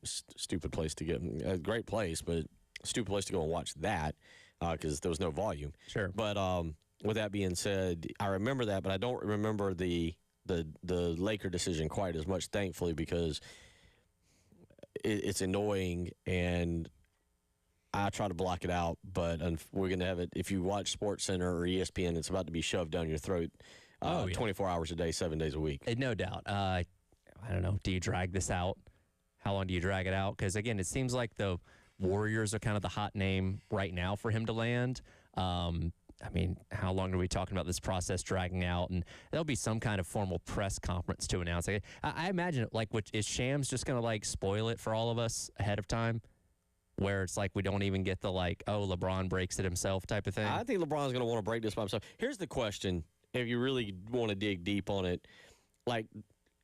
I'm sure LeBron will speak at some point to the media. Right now, at least as far as I can tell, there's no public statement from LeBron, or at least if there is, I haven't seen one just yet.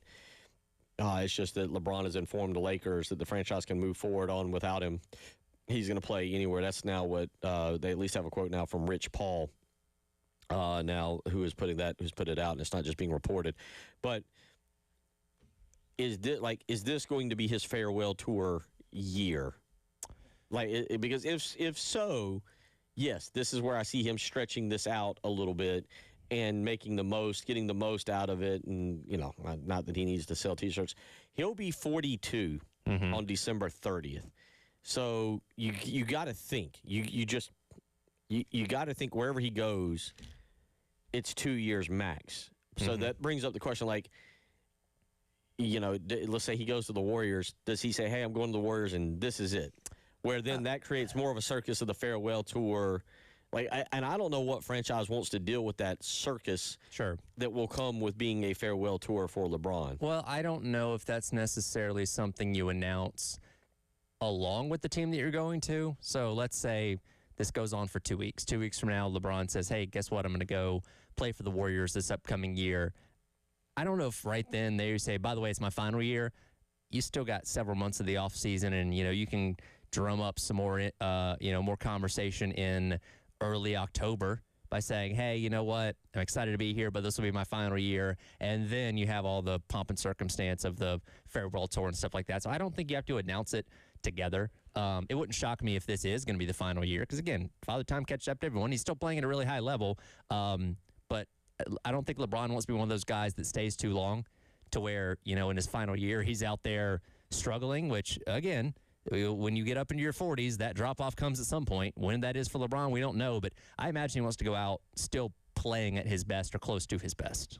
He is. That is actually the slight, I don't want to say slightly amazing thing, but he is still performing at an extremely high level. No, somebody sent us a thing. This is when he went back to Cleveland. Yeah, when he said Cleveland, I'm coming back. Because, yeah, he went from Miami to Cleveland and then Cleveland to the Lakers. Let me just ask this, and then we'll wrap up. Now you've gotten your NBA talk from the halftime show for a good month, although it is the last day of June, so that means we've got a whole new month. We can begin tomorrow. Does it lose its luster if he goes back to Cleveland, like as a farewell tour? Yes. Like, they're going back for the third time? Well, yeah, because, I mean, his purpose of returning the first time was like, hey, I want to bring you a championship, which he did. Right. That's great. I mean, it'd be a homecoming, so there's the element of that story too. But like, I don't know, it's not as special, okay? Right? Because again, he left for Miami to go to the Big Three thing because he knew he could win a championship there, which he did. And then he comes back to Cleveland like, hey, I'm gonna throw you guys a bone too. Let's win a championship, which he did. And come back third time, that's just essentially winding it down, saying, all right, I want to end where I started. You know, take the victory lap and all that kind of stuff. It wouldn't have the same cachet as the first time he came back. Because, just a reminder, Cleveland was fourth in the Eastern Conference this year. Cleveland won 50 games. Yeah. They got eliminated. They got steamrolled by the Knicks. Yeah. Oh, they would be a championship caliber team or competitive enough team. So, like, you talk about it, that's a legit, I would say, option if you're talking about him, like, going back to Cleveland and like, just, I'm going home for the sake of going home. Right. You pair him and Donovan Mitchell. And you'd be in a position to maybe go out on top with a championship if all the cards fall your way, as opposed to, like, all right, you know, Cleveland's struggling right now. I'm just going back there for, you know, the parade of it all, just to say, in my career in Cleveland. Like, no, that's a legitimate place where you could go and still play at a high level and win at a high level. It would be interesting to see if, because I mean, LeBron money's not a big deal. It'd be interesting to see what he takes and if Cleveland is willing. Because my goodness, you talk about a duo. You got poor Donovan Mitchell would be stuck in the middle of it. But if LeBron were to go to Cleveland and Cleveland were to re-sign James Harden, which apparently they're going to do. Harden just turned down $42.3 million and wants to work a new deal. Yep. And maybe he's taking easy on Cleveland because he's made a lot of money.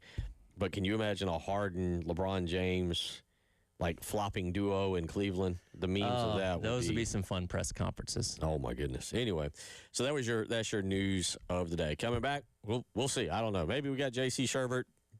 Maybe we don't. I sent a text and I've not gotten a response. Well, Dave's gonna call and we'll see what happens. So, yep, Tyler may be here.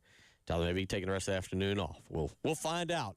Suspense on the halftime show when we return.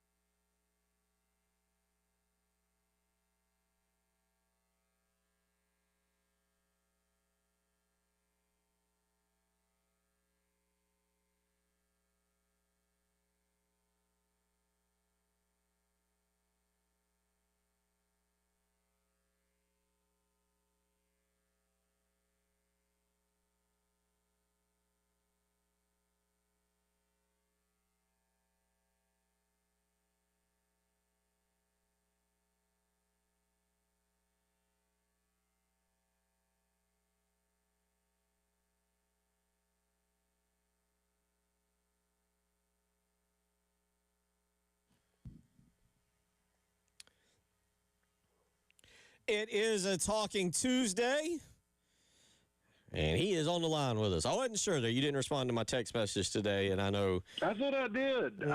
Shoot, man. I thought, you know what? I think I was typing the word yes out. Oh, you did respond. Never mind, you did at 10:50, right when I sent it. Oh, so it's on you. It is on me. Yeah, we're inside the Gamecocks. We're taking our summer break. So this is actually a better day to get on 107.5 than any other day. After I'm coming off about 3 hours of talking about this stuff. Yeah, no, my fault. I did. It's my okay. All right. It's okay, Bill. It's okay, Bill. All right. Yeah. I'm in a bad habit lately of like typing out text messages and not hitting send. I don't know. I mean, I do it all the time. Yeah, I've gotten bad about that. What's bad is like you'll get on. It's like somebody you hadn't talked to in a while, and you hadn't responded to their text. And it was like a month ago, but you did and forgot to hit send, and you're like, "What am I supposed to say now?" Well, yeah. Normally I send it and then like, haha, I meant to send this a month ago. Sorry about that, but well, that's all right. Well, good. We got you here, and we'll cut up for the next 40 minutes as. A couple things I want to get to you with, but first we'll kind of get your thoughts at end of an era this afternoon, tonight, tomorrow. We switched to Nike. Tyler and I have been debating this about like the actual relevance, and I was going through some of my basketball stories, and you know some of this, the background of when I was working for 24/7 Sports and when we were working with ESPN, and I almost took the job with Nike and was their southeastern regional rep, and then I would have gone to federal prison with several of those other guys. But Under Armour, when it occurred, what do you remember about 2007? I've been talking about that was such a huge deal for the University of South Carolina, especially football with Spurrier and the commercials when all that went down. Absolutely. Well, I mean, the problem was, I don't know why. I think it was financially related. Football was with Russell Athletic, which was not the most inspiring apparel outfitter at the time. Basketball was with Nike, if I remember correctly. I don't remember if baseball was Nike or Russell. I don't remember those uniforms. But football was always with Russell. I mean, during the Holtz era, the 2000 season, I mean, you see pictures of those uniforms today. They look red. I mean, it was less than stellar, right? As this type of thing evolved. Well, when Spurrier got there, I don't think he was too fired up about Russell either. Florida was always a Nike school. I think Duke was a Nike school. He was used to Nike. That's what the man wore. And if you remember, in 2006, his second season, he stopped wearing the Russell stuff. He had the Steve Spurrier signature visor, and he's wearing a visor and a shirt most games with a signature on the side of it, which I thought was pretty awesome. But I don't think he was too fired up about it. Carolina actually switched cleats as soon as he got there. They switched to Reebok cleats for 2 years.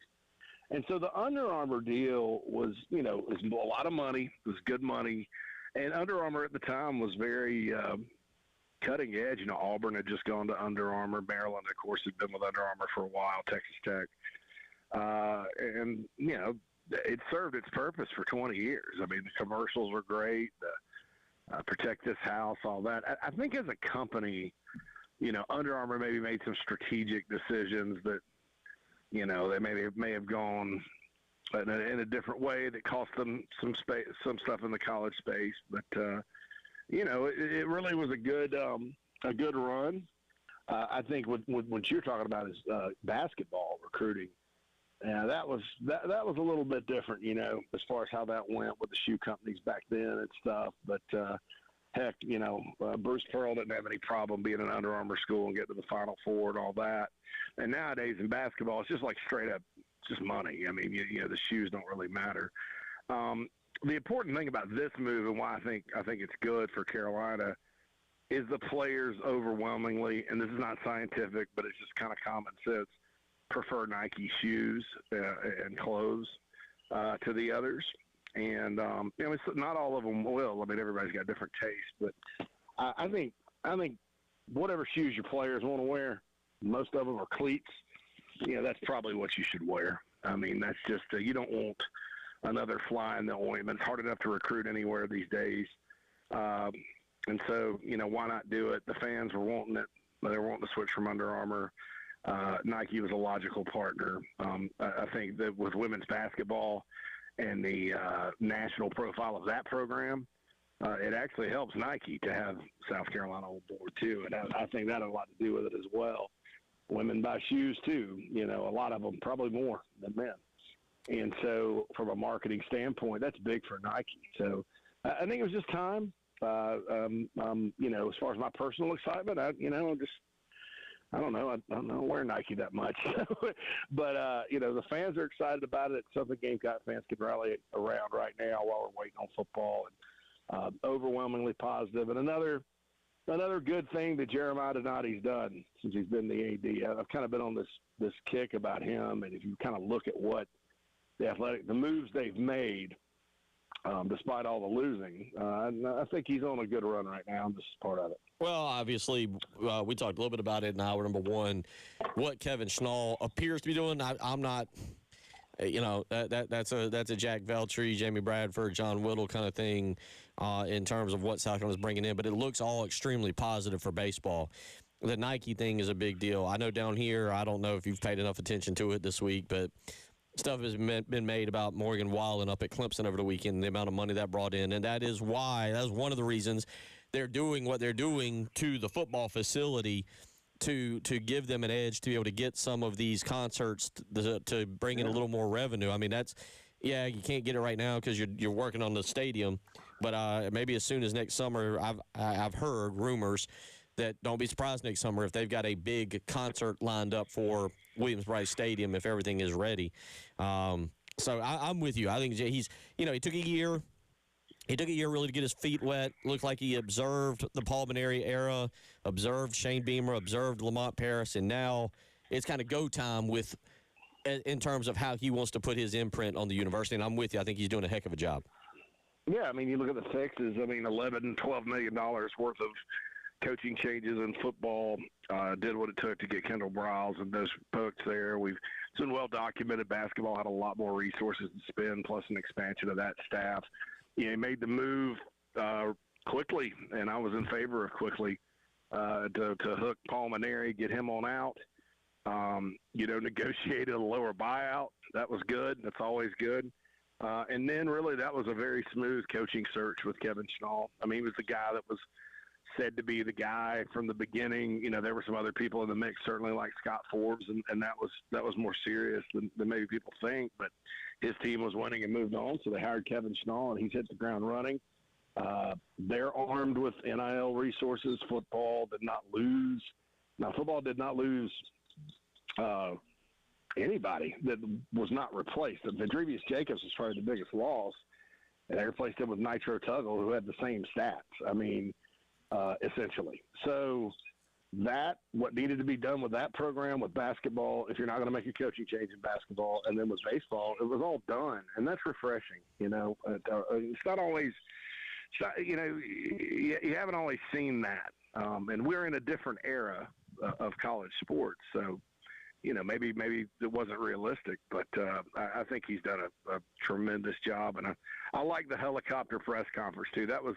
I think the fan base needed something that wasn't like same old University of South Carolina press conference. And as kind of loopy as it was, and crazy as it seemed, I'm here for it. I thought that was good too, and he looked like he was having a good time. 803-404-6100. When we come back, it's a big recruiting week starting tomorrow. We'll talk about that, and we'll also visit a story that is now starting to circulate from around 2001. JC, news to me. Did you know that in the locker room at the University of South Carolina there was a McDonald's? No. Do you know this story? Pac-Man Jones talked about it. Let's get into that. Yeah, let's get into that. Okay, good. Yeah, if you haven't heard the story, I've watched the video and I forget if I can if we can play the audio because I'd like to keep my job on this, but we'll discuss it. Yeah, apparently South Carolina almost got Pac-Man Jones, but nobody's real sure what he's talking about. We'll explain that as well as look at some upcoming recruiting announcements. You're listening to the Halftime Show.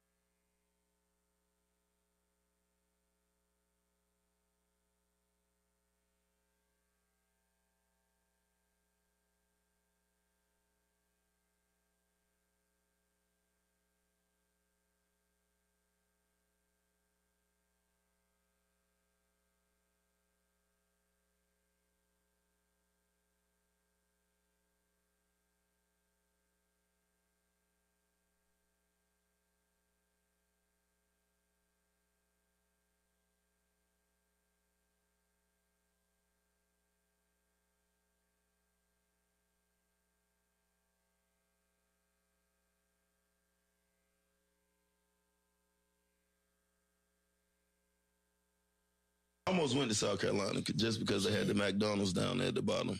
And they got the McDonald's. They had the McDonald's in the players' locker room. Yeah, McDonald's in the locker room. You never been to South Carolina? No. Oh, bro, you got to take. They got a visit. the restaurant in the locker room. Bro, it is crazy. Wait a minute. Bro, they locker room. Like when I came out, bro, they had arcade games, McDonald's. Like all this was in the players. Like the little lounge. Yes, it was crazy. No, that's outrageous. So what? JC, there was a recruit that came down to Auburn or Clemson back in the day that chose Auburn because I can't. It was a linebacker recruit, I think out of Atlanta, that chose Auburn because they had a Chick-fil-A on campus. I believe that was the story. Yeah. That you just heard is the words of Pac-Man Jones, who enrolled at West Virginia in 2002. I would have been in college at this time. Preston Thorne would have been in college at this time. JC, by the way, McDonald's, not Mick, but whatever. I'm not someone who should be making fun of anybody's speech. My daddy said McDonald's, so I like using McDonald's. Okay, but what is he talking? Like, Pac-Man Jones has got a history, but what is he talking about? So I have a theory on this, right? Because I haven't asked John Strickland, but I'm sure he would tell me there was no such thing. I don't even think they had a players. I mean, that was before they built the cruise weight room. I mean, the facilities were a train wreck when Holtz was there. What I think he's thinking about, Bill, is I think he was in the Russell House. And I think there was a McDonald's during that time in the Russell House. So I was in school 99, 2000 there. And I believe I know there's a Chick-fil-A, but I think there was a McDonald's in the Russell House. And I think he was in the Russell House and just thought that was cool. And that's what he's remembering. Okay. But more importantly, can we go back in time and fire John Gutekunst and whoever the recruiting coordinator was, because they should have signed Pac-Man Jones? Yeah, how can you not beat West Virginia on Pac-Man Jones? Yeah, he's out of Atlanta, Georgia, and I'm sitting there thinking about it. I was like, oh man. Well, I hate to say it. That was actually my first thought before the McDonald's thing was I was like, oh wait, we were that involved with Pac-Man Jones. What happened there? And he was an under the radar recruit. He only had, man, I don't even remember. This was before I was covering recruiting. But I don't even remember. I remember Rivals had him like as a 2-star, I think. Well, yeah, but no, the old there's. I don't know if that sells today. If that would sell today, it'd be like, oh well, yeah, we got a McDonald's in the. I mean, you've got people have all kinds of crazy stuff in their locker rooms now. One of them's gonna turn around and go, I own 2 franchises. Oh, you want some McDonald's? I'll just call up my franchise and so Susie's working tonight. She'll bring it over to us. Well, it makes me wonder if he's watched too many DK Metcalf. Is it a DK Metcalf on the Taco Bell commercials where he's got a Taco Bell in his house? I believe. I think that's DK Metcalf. But I don't know. I think it's an honest mistake. I mean, 25 years is a long time, but it's still. I was like, there was nothing cool at South Carolina at the time. Very few things that were cool for the players back then. And, then I started thinking, like, if it was plausible, maybe they just hid it. We didn't know about it. Steve Spurrier, he when he got there, he's like, no more Bojangles. Remember he was on the Eat Better kick when he got to Carolina? He would have ripped that McDonald's out of the locker room with his bare hand. And I'm like, there's just no way that was going on. And I was like, they were, Carolina was winning at the time. Maybe they should put a McDonald's back. I don't know, man. I thought it was crazy. But I think after brainstorming it, I believe he was in the Russell House, and he saw that. That's as good. Honestly, that's as good as any theory that we can. I can't remember if there was a McDonald's or not. I know there was not, because you and I, and probably for a lot of you out there listening are thinking of the old Russell House that had like the Pizza Hut was in there, kind of in the back. There was the bar when I got there. The little bar area, the was then the Golden Spur had been closed down in the very back, and now you go in there and it's just gorgeous and beautiful, and there's all kinds of great places to eat, and it's incredible to be a student there now. But okay, I like at least your theory at least has some common sense to it, because I saw that last night and was like, no wonder they started going 5-7 right away. Like, you put a McDonald's in the locker room, these guys aren't working out. They're far from it. But that's crazy, man. There is current recruiting going on and some big decisions this week. Josh Dobson, of course, is the big one, was an in-state recruit. I got a question for you and just your theory on this.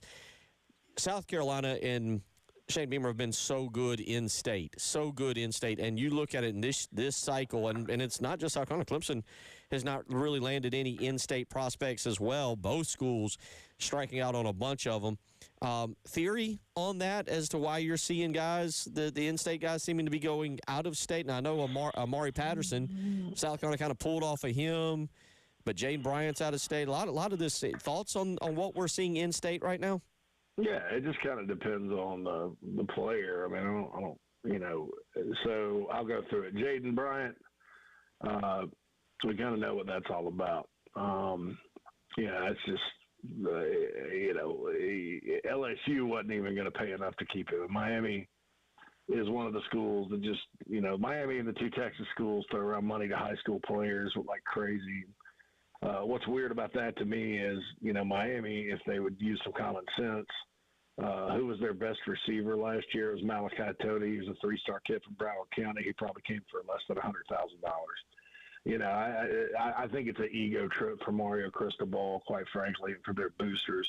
But they played for a national title last year, so I'll shut up. But LSU wasn't even going to pay to keep that guy, and he's known Sterling Lucas for a long time, so wish him luck. Trey Segura, I think he was one that was concerned about Beamer being on the hot seat, all that good stuff.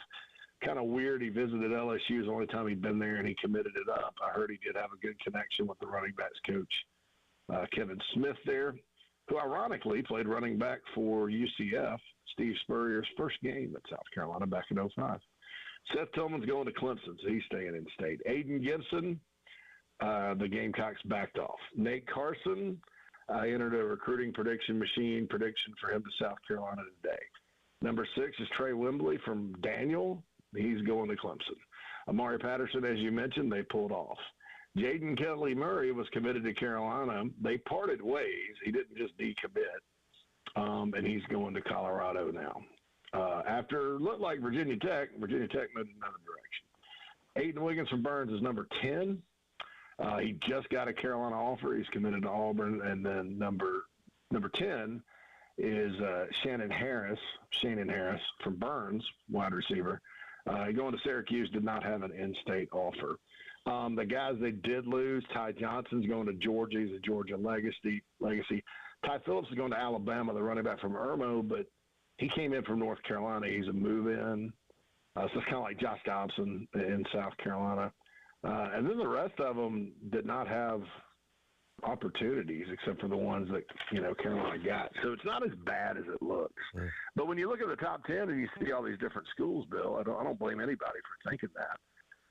If they do get Josh Dobson and not Nate Carson, I think you can feel much better about the in-state haul. And then, if they have a good year, they're going to try to flip, obviously, Trey and maybe some others. So I think it looks bleak.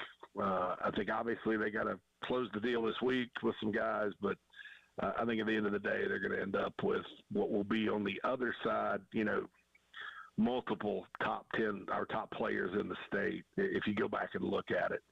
Like Jackson Ross is 24th in the state right now. There's not 23 better players right now in South Carolina. So we'll see what happens. But I think it's a little bit there's reason for concern because you always want to keep in-state talent going. But when you dig in player to player, there's different scenarios and reasons why some of these guys are leaving the state that really have nothing to do with your ability to recruit. If Dobson commits to Michigan or Texas A&M, you think that one is over, or do you think he listens through the remainder of the year? I think he's one that would listen. Yeah, I do. I do. But hopefully, if you're the Gamecocks, you're not going to have to worry about that. I will know more tomorrow. We'll come back and wrap it all up here with J.C. Sherman. Wrap up the show, wrap up the hour with him. You're listening to the Halftime Show.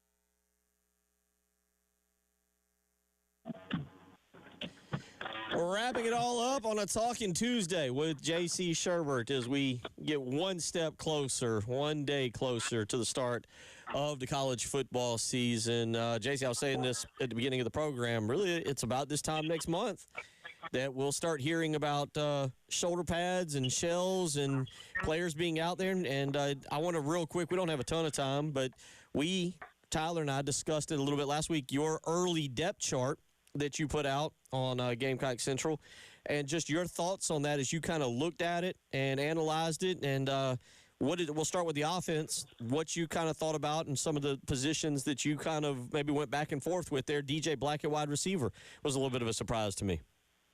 Yeah, look, man, receiver. I hear about a new a name almost every week about a guy doing well, and I believe it's accurate. I just think that there's, as Coach Beamer likes to say, great competition in the room. It's crazy. But DJ's a guy that was kind of under the radar in the spring, but apparently he's very, very gifted.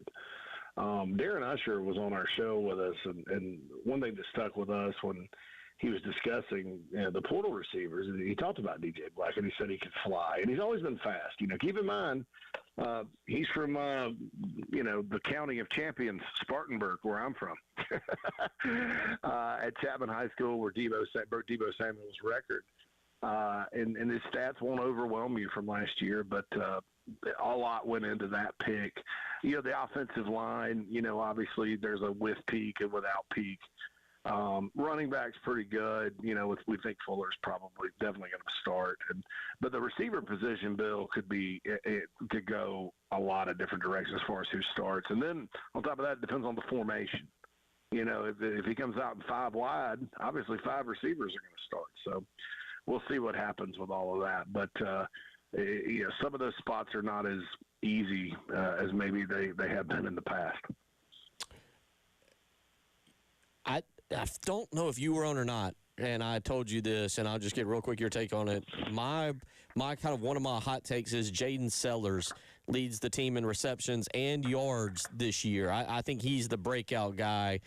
You want to? I can't remember if I asked you this last week or not, though. On Jaden Sellers, that was my kind of guy that I'm going to go with. Did I ask you that? Did we get in? I don't write down what we talk about, and I move on to the next day. No, I've talked about Sellers. Yeah, I thought he was the most consistent and best receiver.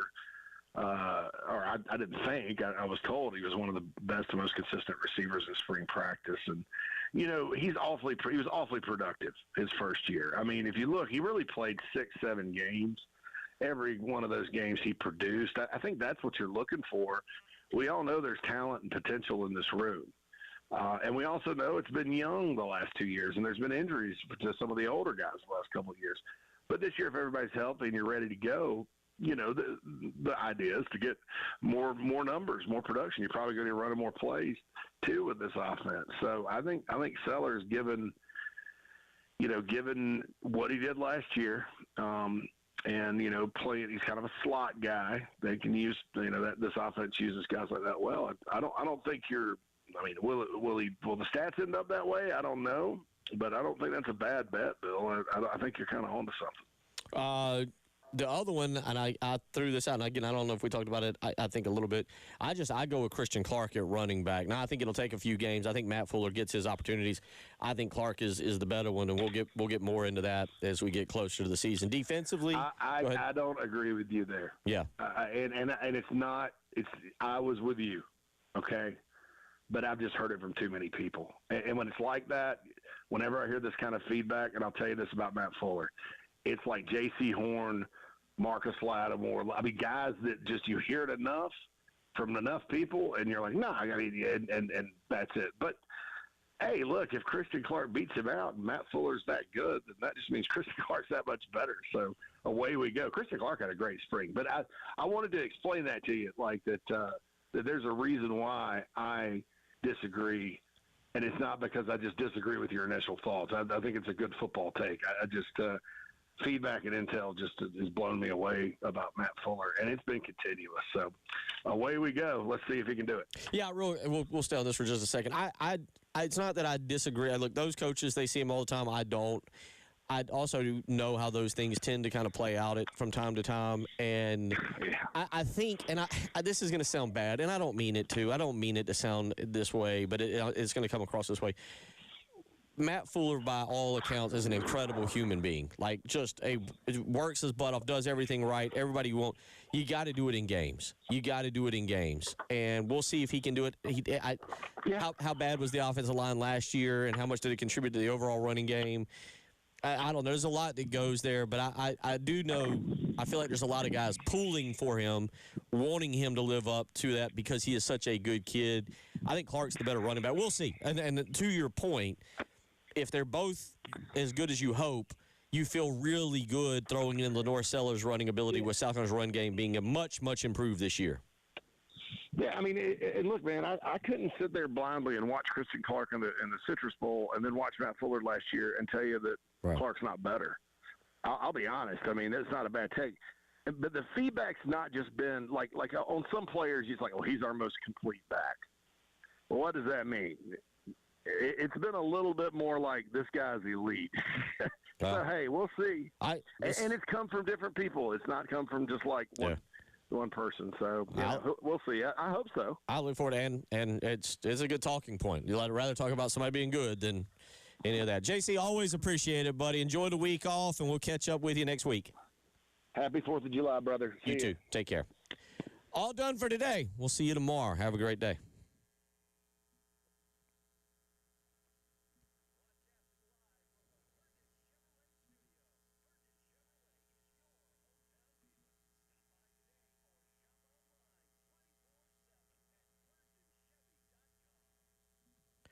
Bill Gunner for Mid-State Roofing. You know the company that I'm talking about, who's been there for over 30 years, being the leader in the roofing and waterproofing industry. And that's because of the way they handle their customers, being there for you 24 hours a day, 7 days a week, making sure that you and your roof are safe and nice and dry. Thank you for that extra little music bed there. But Mid-State Roofing. Give them a phone call and line up a maintenance contract. Again, they're there for you 24 hours a day, 7 days a week. They'll make sure that they are there to help you. 803-356-1919. Again, that's 803-356-1919. Whether you're here in Columbia, maybe you're in Florence or Myrtle Beach, Charleston or Greenville, wherever you are at in this great state, wherever you're listening at, Mid-State Roofing is ready to help you. You just got to make the phone call, whether you got a leak right now or whether you're being proactive and getting a maintenance contract. 803-356-1919.